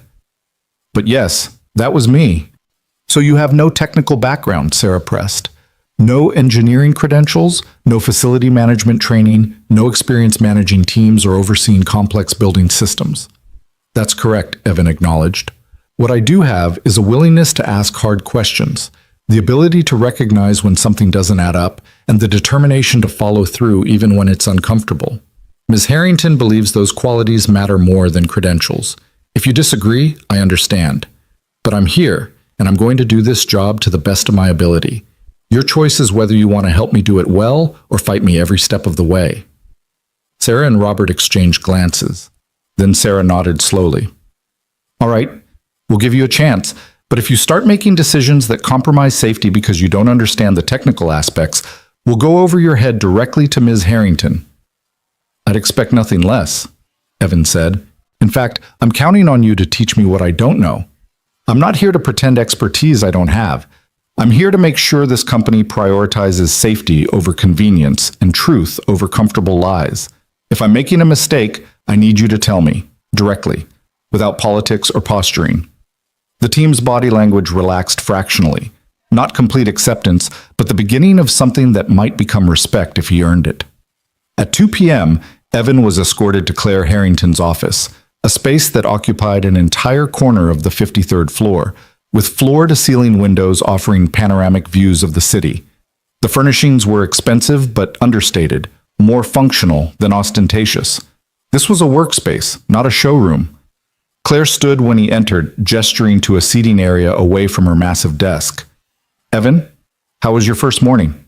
"Overwhelming," Evan admitted, sitting in a leather chair that probably cost more than his monthly rent. "Your compliance team is skeptical, which I expected. They think you've made a mistake hiring someone with no credentials." "Let them think that," Claire said. "You'll prove them wrong through your work, but I didn't ask you here to discuss team dynamics. I want to talk about what happened with the tower and what we're going to do to make sure it never happens anywhere else." She pulled out a tablet and brought up a presentation. The Harrington Corporation owns or operates 47 properties across 6 states, office buildings, residential complexes, retail spaces. They employ over 15,000 people and serve hundreds of thousands of tenants and visitors. After what we found in the tower, I need to know if we're sitting on similar problems elsewhere. "You want a comprehensive audit," Evan said. "I want more than that. I want someone I trust to personally inspect the most critical systems in every property, someone who isn't looking to protect their department or justify previous decisions. Someone who will tell me the truth, no matter how ugly it is. That's going to take time, and it's going to be expensive if we find problems." "I don't care about the expense," Claire said firmly. "What I care about is making sure that no one gets hurt because we cut corners or trusted people who weren't trustworthy. You exposed the tower's fraud because you cared more about lives than about your job security. That's the mentality I need driving this entire audit process." She leaned forward, her expression intense. "I'm not naive, Evan. I know there are people in this organization who resent the changes happening, who think I'm overreacting, who believe you're some crusading outsider disrupting systems that worked fine before you started asking questions. They're going to push back. They're going to try to undermine you. They're going to test whether I really meant what I said about backing you completely." "And will you?" Evan asked directly. "When it gets political and expensive and uncomfortable, will you still support me exposing problems?" "Yes," Claire said without hesitation. "Because my father built this company on the premise that if you do things right, success follows naturally. Somewhere along the way, we lost that philosophy. We started measuring success by quarterly profits instead of by whether we were creating value that lasted. You're going to help me restore the original vision, even if it means tearing down structures that have stood for decades." Over the next 2 hours, they mapped out a strategy. Evan would spend the next 3 months conducting surprise inspections of all major Harrington properties, starting with the highest occupancy buildings and working down to smaller facilities. He'd have authority to hire outside consultants, to shut down operations that didn't meet code, and to terminate employees who falsified records or obstructed inspections. "I'm essentially giving you permission to create chaos," Claire acknowledged. "Every property you red flag will cost millions to remediate. Every person you expose will have friends and allies who will complain to the board. Are you prepared for that?" Evan thought about his daughter, about the promise he'd made to his dying wife, about the anonymous email from the Harrington Tower employee thanking him for caring about strangers. "I'm prepared," he said, "because the alternative is waiting for something catastrophic to happen and knowing we could have prevented it. I can't live with that. And I don't think you can either." Claire smiled, and for the first time, Evan saw something beyond the corporate armor, genuine warmth, perhaps even relief that she'd found someone who understood what mattered. "No," she agreed, "I can't. Which is why you're exactly the right person for this job, even if your resume suggests otherwise." That evening, Evan picked Sophie up from school himself, no longer dependent on Mrs. Chen's generosity or scrambling to coordinate schedules around night shifts. They walked home slowly, Sophie chattering about her day while Evan absorbed the simple joy of being present in his daughter's life. Are we rich now? Sophie asked suddenly, with the blunt curiosity that children deploy without artifice. We're comfortable, Evan said carefully, which means we don't have to worry as much about money, but we're not rich like Ms. Harrington is rich. But we can stay in our apartment. Actually, I was thinking we might look for a bigger place, somewhere with a bedroom for you and maybe a small yard where you could play. Sophie's face lit up with the kind of pure delight that made every sacrifice worthwhile. Really? A real bedroom? With a door that closes? Really? We'll start looking this weekend. They stopped at a small playground near their building, and Evan pushed Sophie on the swings while the late afternoon sun painted everything in golden light. Other parents gathered in small clusters, discussing schools and schedules and the mundane logistics of family life. Evan had always felt separate from them, marked by loss and struggle, unable to participate in conversations about vacation plans or extracurricular activities. But today, for the first time, he felt like he belonged, like he was building something stable enough to support normal concerns about which soccer league to join or whether piano lessons were worth the investment. "Higher, Daddy!" Sophie called, and Evan pushed the swing with enough force to send her soaring, her laughter bright and unrestrained. This was what he'd been fighting for. Not just survival, but moments like this. The ordinary joy of a father with his daughter on a playground, no longer weighed down by the constant terror of financial collapse or the exhaustion of working through nights while she slept. Later, after dinner and bedtime stories, Evan sat on his couch and called Mrs. Chen. "I wanted to thank you," he said when she answered, "for everything you've done for us. For taking care of Sophie when I couldn't, for believing in me when I wasn't sure I believed in myself." "You don't need to thank me," Mrs. Chen said warmly. "Sophie is a joy, and watching you fight for her, watching you choose integrity over convenience, that's been its own reward. Your wife would be proud of you, Evan, of the father you've become and the man you've remained despite everything." The words hit harder than Evan expected, emotion welling up that he quickly pushed down. "I'm going to be able to pay you back for all the meals, the childcare, everything you've done." "I don't want to be paid back," Mrs. Chen said firmly, "but I will accept help when I need it, just as you accepted help when you needed it. That's what community means. We lift each other up, and we trust that kindness circles back eventually." After they hung up, Evan walked to the window and looked out at the city lights stretching to the horizon. Somewhere out there, the Harrington Tower stood illuminated against the night sky. No longer a place where he walked empty halls in the darkness, but the site of his transformation from invisible to essential. He pulled out his phone and looked at the photo he'd taken of the blinking red light in the mechanical room, the image that had started everything. That warning indicator had been a test, not of his technical knowledge or his corporate savvy, but of his character, of whether he was someone who would see danger and look away, or see danger and sound the alarm regardless of consequences. He'd chosen alarm, and somehow, impossibly, the universe had responded not with punishment, but with reward. The next 6 weeks passed in a blur of inspections, meetings, and learning curves so steep they occasionally felt vertical.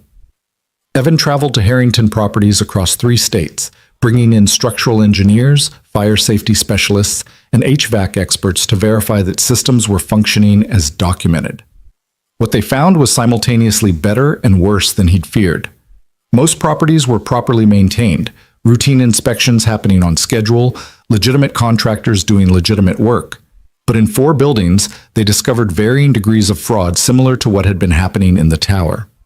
Falsified records, skipped inspections, contractors billing for work never performed. Each discovery meant difficult conversations with property managers, terminations of long-term employees, and expensive remediation projects that made the corporation's quarterly numbers look worse than expected. And with each discovery, Evan faced pushback from people who'd built careers on the status quo. A property manager in Dallas confronted him during an inspection, voice raised enough to draw attention from nearby office workers. "You're destroying lives over paperwork irregularities. These are good people who've worked here for decades. One mistake shouldn't end their careers." "These aren't mistakes," Evan said quietly but firmly. "These are deliberate choices to prioritize cost savings over safety. And yes, there are consequences, because the alternative is waiting for something catastrophic to happen and explaining to families why we knew about problems and did nothing. You're on a crusade, the manager spat. Some righteous mission that's going to cost this company millions and destroy morale across the entire organization. I'm doing my job, Evan corrected. The same job everyone else should have been doing all along. If that feels like a crusade, maybe the problem isn't my standards. It's that the standards have been too low for too long. The confrontations were exhausting, but they were also clarifying. Each instance of resistance confirmed that Claire had been right to bring in an outsider, someone who didn't owe favors or fear political consequences, someone who could make unpopular decisions because his loyalty was to safety rather than to comfortable relationships. Sarah Chen, the skeptical team member from his first day, gradually became an ally. She'd initially questioned his credentials, but his willingness to admit ignorance and defer to expert judgment had earned her respect. You're not like the previous directors, she told him during a site visit to a residential complex in Phoenix. They wanted to appear knowledgeable. You actually want to be correct. That's a big difference. I can't afford to pretend expertise I don't have, Evan said. Too many lives depend on getting this right. That's why it's working, Sarah said. Everyone can tell you actually care. Not about your career or your reputation, but about the actual people who work in these buildings. That's rare at the executive level. By the end of his second month, Evan had established a rhythm. 3 days per week traveling for inspections, 2 days in the office reviewing reports, and coordinating with property managers. It was demanding work, but it was also meaningful in ways his previous jobs had never been. He was building something. Creating systems that would protect people long after he was gone. And crucially, he was present for Sophie in ways that had been impossible before. He attended her school play, watching from the audience as she portrayed a tree with absolute commitment to the role. He made dinner most nights, turning their tiny kitchenette into a space where they talked about their days and made plans for their future. He helped with homework, read bedtime stories, and was simply there in a way that exhausted night shifts had made impossible. Daddy, you're different now, Sophie observed one evening as they worked on a math worksheet together. You're still tired sometimes, but you're not sad tired anymore. You're happy tired. That's exactly right, Evan agreed. I'm tired because I'm working hard, but I'm happy because the work matters and I get to spend time with you. That's the best kind of tired there is. They'd moved into a new apartment, a 2-bedroom in a better neighborhood with a small playground across the street and a school Sophie could walk to safely. It wasn't luxury, but it was stability. Space to breathe. A foundation on which to build something lasting. On a Friday afternoon in early December, Evan returned to his office after a week of site visits to find an envelope on his desk. Inside was a handwritten note from Claire Harrington. Board meeting today. Quarterly results below projections due to remediation costs. Some members questioning the safety initiative. Wanted you to hear this from me first. Stand firm. What we're doing matters more than one quarter's numbers. Evan read the note twice, feeling the familiar anxiety that had defined his life for so long trying to resurface. The board was questioning the initiative, which meant they were questioning him, questioning whether an uneducated former security guard should be driving decisions that cost millions. But this time, instead of spiraling into fear, Evan felt something different. Not confidence exactly, but certainty. Certainty that what they were doing was right. That protecting lives mattered more than protecting quarterly profits. That Claire Harrington had given him this position precisely because she knew hard decisions were coming and needed someone willing to make them. He pulled out his phone and looked at a recent photo of Sophie, grinning in her new bedroom, surrounded by stuffed animals and books, secure in ways she'd never been in their old studio apartment. This was what integrity looked like when it was rewarded. Not because the universe was fair or because courage always led to happy endings, but because sometimes, rarely, someone with power recognized value that transcended credentials and traditional metrics of worth. Evan tucked the note in his desk drawer and returned to his work, reviewing inspection reports and planning next month's site visits. The board could question all they wanted. Claire would either support him or she wouldn't, but either way, he'd done his job with honor and competence. He'd exposed fraud, implemented systems to prevent future problems, and built a team that understood safety wasn't negotiable. Whatever came next, he'd face it the same way he'd faced everything since that night in the mechanical room, with honesty, courage, and the determination to be worthy of his daughter's trust. The board meeting Claire had mentioned in her note took place on a Tuesday morning in mid-December, and though Evan wasn't invited to attend, he felt its weight pressing on him throughout the day like atmospheric pressure before a storm. He tried to focus on reviewing contractor bids for the Dallas property remediation, but his mind kept circling back to what was happening 3 floors above him in the executive boardroom. Sarah Chen noticed his distraction around 11 a.m. and appeared at his office door with 2 cups of coffee. "You're worried about the board meeting," she said, setting 1 cup on his desk. It wasn't a question. "That obvious?" Evan asked. "You've checked your phone 14 times in the last hour, and you've been staring at the same contractor proposal for 20 minutes without turning the page." Sarah settled into the chair across from him. "For what it's worth, everyone on the compliance team is behind you. What you've done in 3 months, the fraud you've exposed, the systems you've fixed, it's changed this entire organization. People are taking safety seriously for the first time in years." "But it's cost the company millions," Evan said, "and the board members only see quarterly reports. They don't see the lives we might have saved. They don't see the catastrophes we prevented." "Claire sees it," Sarah said firmly, "and she doesn't back down easily. My cousin works in corporate communications, and she said Claire has been preparing for this board meeting for 2 weeks. She's ready to fight for you." The words should have been comforting, but they only intensified Evan's anxiety. The idea that a billionaire was fighting battles on his behalf felt surreal, like he'd stumbled into a story that belonged to someone else. He was still the widowed father who'd taken a desperate job 6 months ago because he needed to keep the lights on. The fact that he now occupied an executive office and influenced decisions affecting thousands of people hadn't fully penetrated his sense of self. At 1:30, Evan's phone rang with Claire's extension. "Can you come to my office?" she asked, her voice giving nothing away. "There's someone I'd like you to meet." The elevator ride to the 53rd floor felt interminable. Evan straightened his tie. One of 3 he now owned, purchased from a department store during a lunch break because executive directors apparently needed more than the single clip-on he'd worn to his wife's funeral. The small details of his transformed life still caught him off guard sometimes. The salary that had seemed impossible was now something he'd begun to accept as normal. The apartment with Sophie's bedroom no longer felt like borrowed luxury. He was becoming someone different, and the transition was both exhilarating and disorienting. Claire's assistant waved him through immediately. Inside the office, Claire stood with a man in his 60s who carried himself with the particular authority that came from decades of making decisions that affected entire industries. "Evan, this is Richard Chen, chairman of the Harrington Corporation Board," Claire said. "Richard, this is Evan Brooks, our director of safety compliance." Richard extended his hand, and Evan shook it, trying to read the man's expression for clues about what had happened in the board meeting.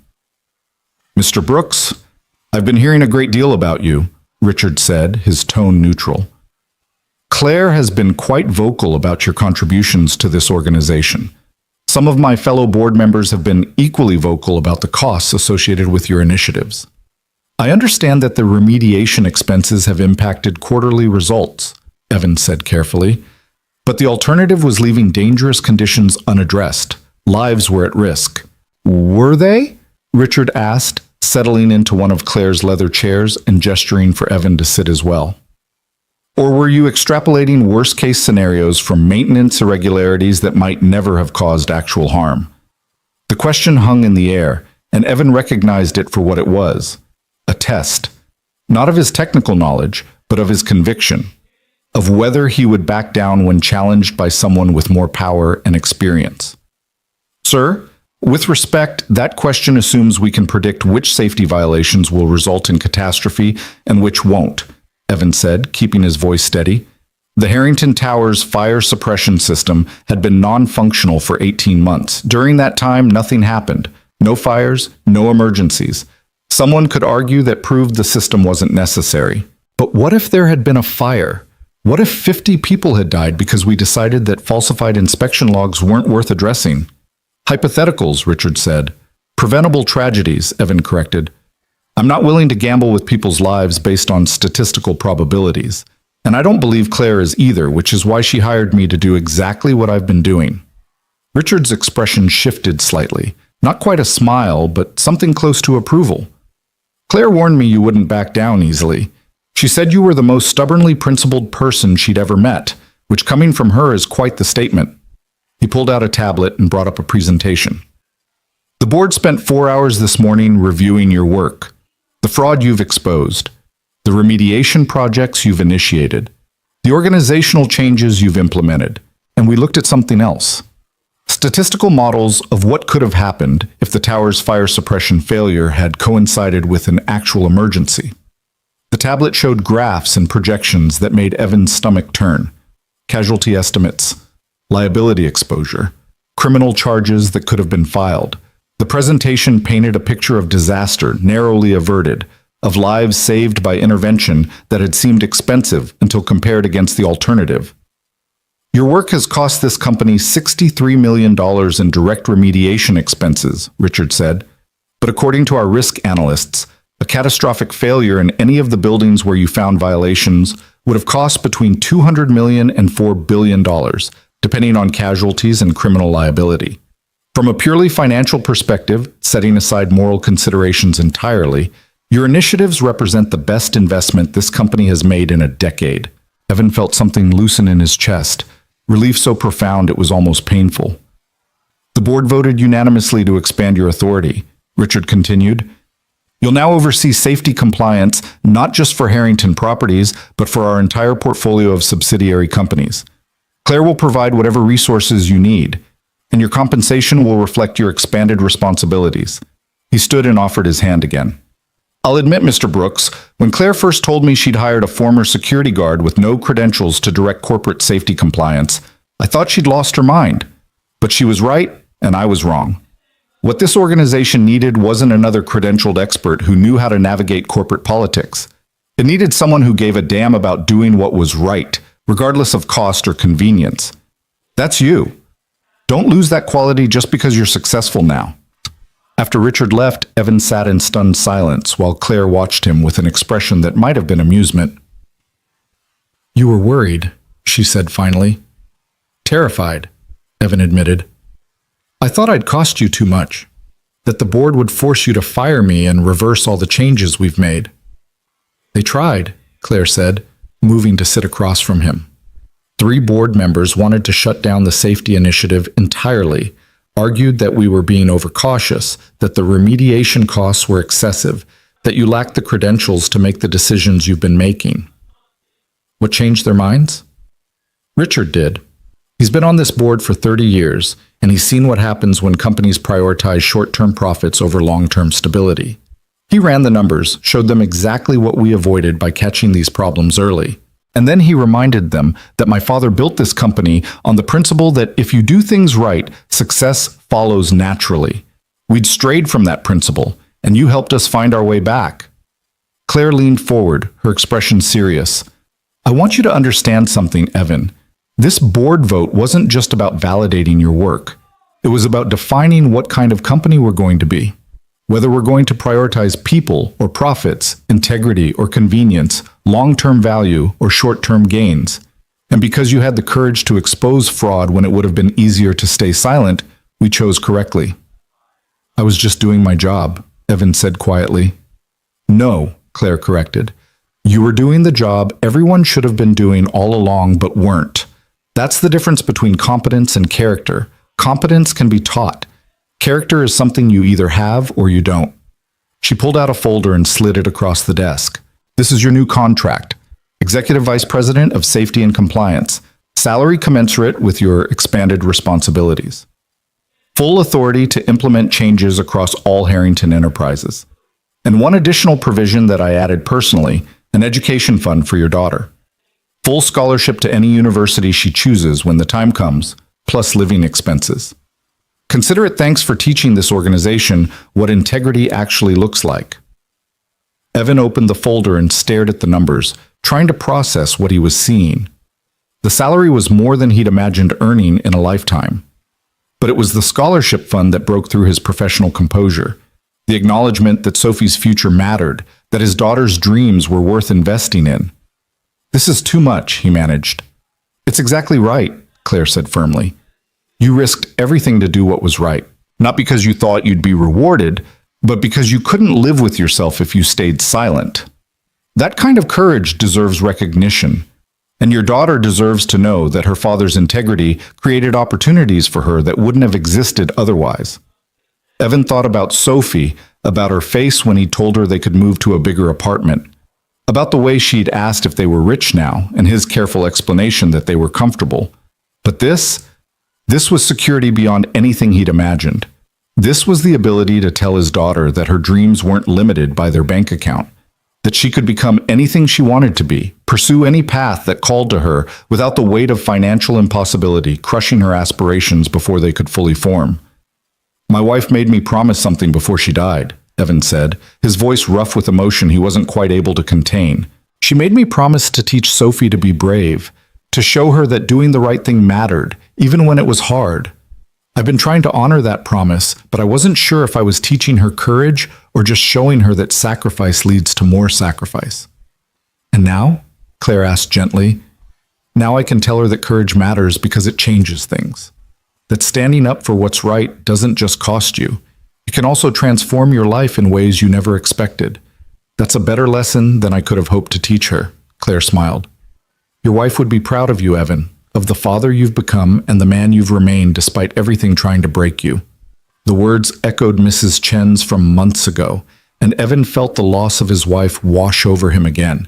Not the crushing grief that had defined the first year after her death, but something gentler. A sadness mixed with gratitude that he'd had her at all, that she'd shaped him into someone capable of choosing integrity over convenience, even when the cost seemed unbearable. That evening, Evan picked Sophie up from her after-school program and took her to a small Italian restaurant near their new apartment. It was a weeknight splurge, the kind of spontaneous decision that used to be impossible when every dollar had to be carefully allocated to survival. They sat in a booth by the window, Sophie studying the menu with the intense concentration she brought to everything important, and Evan watching her with love so fierce it physically hurt. "Can I get the pasta with the fancy name?" Sophie asked, pointing to a dish that cost more than Evan used to spend on groceries for 3 days. "You can get whatever you want," Evan said, and meant it completely.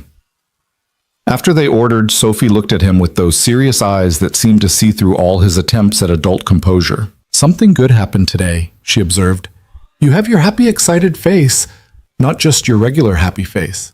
Evan laughed, marveling at his daughter's ability to read his emotions with such precision. "Something very good happened. My job got bigger, which means I can help more people stay safe, and it also means some other good things for us." "Like what?" "Like when you're ready to go to college someday, and I mean real college, any college you want, it's already paid for. You don't have to worry about money or loans or any of that. You can just focus on learning and becoming whoever you want to be." Sophie's eyes widened. "Any college? Even the ones in the big books at the library with the pretty campuses?" "Any college," Evan confirmed. "You could study art or science or literature or engineering or anything else that interests you. The only limit is what you want to do." Sophie was quiet for a moment, processing this information with the gravity it deserved. Then she reached across the table and took his hand, her small fingers warm against his. "Mommy was right about you," she said softly. "She told me before she got too sick to talk much. She said you were the bravest person she knew because you always did what was right, even when it was scary. I didn't really understand what she meant then, but I do now." Evan felt tears prick his eyes and didn't bother trying to hide them. "Your mom was the brave one. She fought so hard to stay with us, and everything I've done since she died has been trying to honor her memory by being the kind of father she believed I could be." "You are," Sophie said with the absolute certainty that children possess before the world teaches them doubt. "You're exactly that kind of father, the kind who keeps promises even when they're really hard to keep." Their food arrived and they ate slowly, savoring not just the meal, but the moment.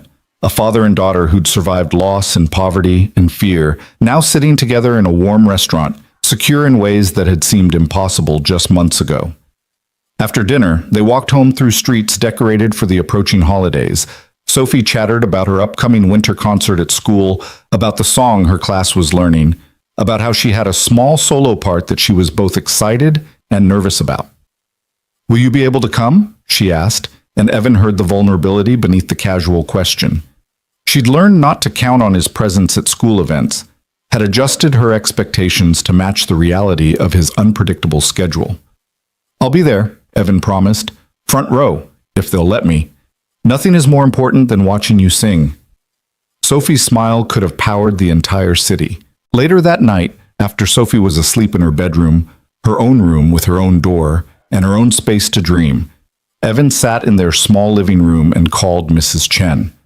"I wanted you to know," he said when she answered. "The board expanded my position. Sophie's college is paid for. Everything we've been struggling toward. It's real now. It's secure." "I knew it would be," Mrs. Chen said warmly. "The universe rewards courage, Evan. Not always quickly and not always obviously, but eventually. You planted seeds when you exposed that fraud, and now you're seeing the harvest." "I couldn't have done any of it without you," Evan said. "Without knowing that Sophie was safe with you while I was working, without your support when I thought I was losing my mind from exhaustion and fear." "You're welcome," Mrs. Chen said simply. "But the courage was yours. I just provided a safe place for it to grow." After they hung up, Evan walked to Sophie's bedroom and stood in the doorway, watching her sleep. Her room was filled with the evidence of childhood: stuffed animals and books, drawings she'd made at school, a poster of the solar system that she'd insisted on hanging above her bed because she wanted to fall asleep looking at stars. This was what he'd been fighting for. Not wealth or status or recognition, but this exact moment. His daughter sleeping peacefully in her own room, secure in the knowledge that her father would always be there when she needed him, that her dreams weren't limited by their circumstances, that courage and integrity weren't just abstract concepts, but real forces that could reshape reality. The following weeks passed in a blur of meetings, inspections, and organizational restructuring. Evan's expanded authority meant working with subsidiary companies across multiple industries, implementing safety protocols that had been ignored or given lip service for years. It was demanding work, but it was also deeply satisfying, the feeling of building systems that would protect people long after his direct involvement ended. He hired additional staff for the compliance department, choosing people who shared his commitment to substance over politics. Sarah Chen became his deputy director, bringing technical expertise to complement his instinct for identifying fraud. Together, they created a culture where questioning authority was encouraged, where raising safety concerns was rewarded rather than punished, where doing the right thing was understood to be more important than maintaining comfortable relationships. In January, a fire broke out in one of the Dallas properties that Evan had flagged for remediation. The fire suppression system, newly repaired and properly maintained, activated immediately, containing the blaze to a single office suite. No one was injured. Property damage was minimal. But the incident provided dramatic validation of everything Evan had been arguing for months. Claire called him the day after the fire, her voice carrying a mixture of relief and vindication. "The Dallas property manager just sent me a message. He was one of the ones who fought hardest against your remediation recommendations, said you were being overcautious, that the old system would have been fine. Today, he wrote to thank me for overruling him, said he'd be planning funerals instead of insurance claims if we hadn't fixed that building's safety systems." "How many people work in that building?" Evan asked. 347, Claire said. 347 people who went home to their families last night because you refused to accept that falsified inspection logs were acceptable. That's not an abstract victory, Evan. That's lives saved by someone who cared enough to fight for strangers. The conversation stayed with Evan long after it ended. 347 people, each one with their own story, their own family, their own dreams and obligations. Each one now continuing their life's narrative because a widowed father had decided that blinking red lights mattered more than job security. February brought Sophie's 7th birthday, and Evan threw her a party at their apartment complex's community room. It was a modest celebration by some standards: homemade cake, games organized by enthusiastic but non-professional entertainment, decorations purchased from a party store. But to Sophie, it was perfect. Mrs. Chen came, bringing a hand-knitted scarf that Sophie immediately wrapped around her neck despite the warmth of the indoor space. Sarah Chen came with her 2 kids, who integrated seamlessly into the birthday chaos. Even Claire Harrington made an appearance, bringing a gift that made Sophie's eyes widen: a high-quality telescope for the aspiring astronomer who fell asleep looking at stars. Every child who dreams of understanding the universe deserves the tools to explore it, Claire said when Sophie asked if the telescope was really for her. Your father taught me that investing in people, really investing in their potential, is the most important thing successful people can do. Watching his daughter's joy, surrounded by people who'd become something like family, Evan felt the last traces of the fear and desperation that had defined his life for so long finally release their grip. He wasn't just surviving anymore. He was building, creating, establishing a foundation stable enough to support not just immediate needs, but future dreams. As spring arrived and Sophie's school year progressed toward its conclusion, Evan found himself reflecting on the journey that had brought him from desperate night security guard to executive vice president. It hadn't been linear or predictable.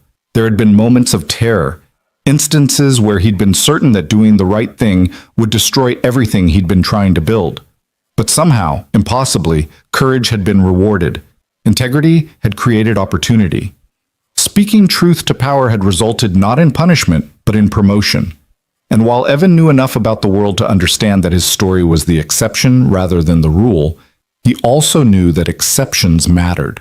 They proved that different outcomes were possible, that the cynical assumption that honesty would always be punished wasn't universally true. One evening in late April, Evan and Sophie sat on their apartment's small balcony, watching the sunset paint the sky in shades of orange and gold. Sophie was doing homework, a project about heroes that required her to interview someone she admired and write about their courage. "Can I interview you?" she asked, looking up from her notebook. "About the tower and the fire system and everything you did?" "I'm not a hero, sweetheart," Evan said gently. "I just did what anyone should have done." "But most people don't," Sophie said with the wisdom that children sometimes access. "Miss Rodriguez says that heroes aren't people with superpowers. They're regular people who choose to do hard things even when they're scared. That's you, Daddy. You were scared, but you did it anyway." Evan pulled her close, this small person who'd been his reason for everything, his motivation when motivation seemed impossible to find. "All right," he agreed. "You can interview me. But I want you to understand something. The real courage wasn't just reporting what I found. It was all the small choices that came before. Choosing to look when it would have been easier to ignore. Choosing to investigate when it would have been safer to stay incurious. Choosing to care about strangers when I had every reason to only care about us. Those small choices are what made the big choice possible." Sophie wrote this down carefully in her notebook, her handwriting still carrying the careful deliberation of early elementary school. "And because you made those choices, Ms. Harrington gave you a better job and now we have a nice apartment and I can go to any college I want?" "Yes," Evan said, "but more importantly, because I made those choices, hundreds of people are safer. Buildings are properly maintained, and you learn that doing what's right matters, even when it's hard and scary and you're not sure how it will turn out." "I already knew that," Sophie said matter-of-factly. "Mommy taught me that before she died. But you showed me what it looks like in real life. That's even better than just being told." As the sun set completely and the city lights began to glow against the darkening sky, Evan thought about the promise he'd made to his dying wife. The promise to teach their daughter courage, to show her through example what integrity looked like in action. He'd kept that promise. Not perfectly and not without struggle, but genuinely. And in keeping it, he'd transformed not just his own life, but potentially thousands of others, people working in buildings that were now safer because one person had refused to stay silent. That was the real ending, Evan realized. Not the job title or the salary or the security he'd achieved, but the knowledge that he'd honored his wife's memory, kept his promise to his daughter, and made the world measurably better by choosing courage over convenience. Years later, when Sophie was applying to colleges and writing essays about the experiences that had shaped her, she would return to this moment. To her father sitting with her on a balcony, explaining that heroism wasn't about superpowers, but about small choices made consistently, even when they were hard.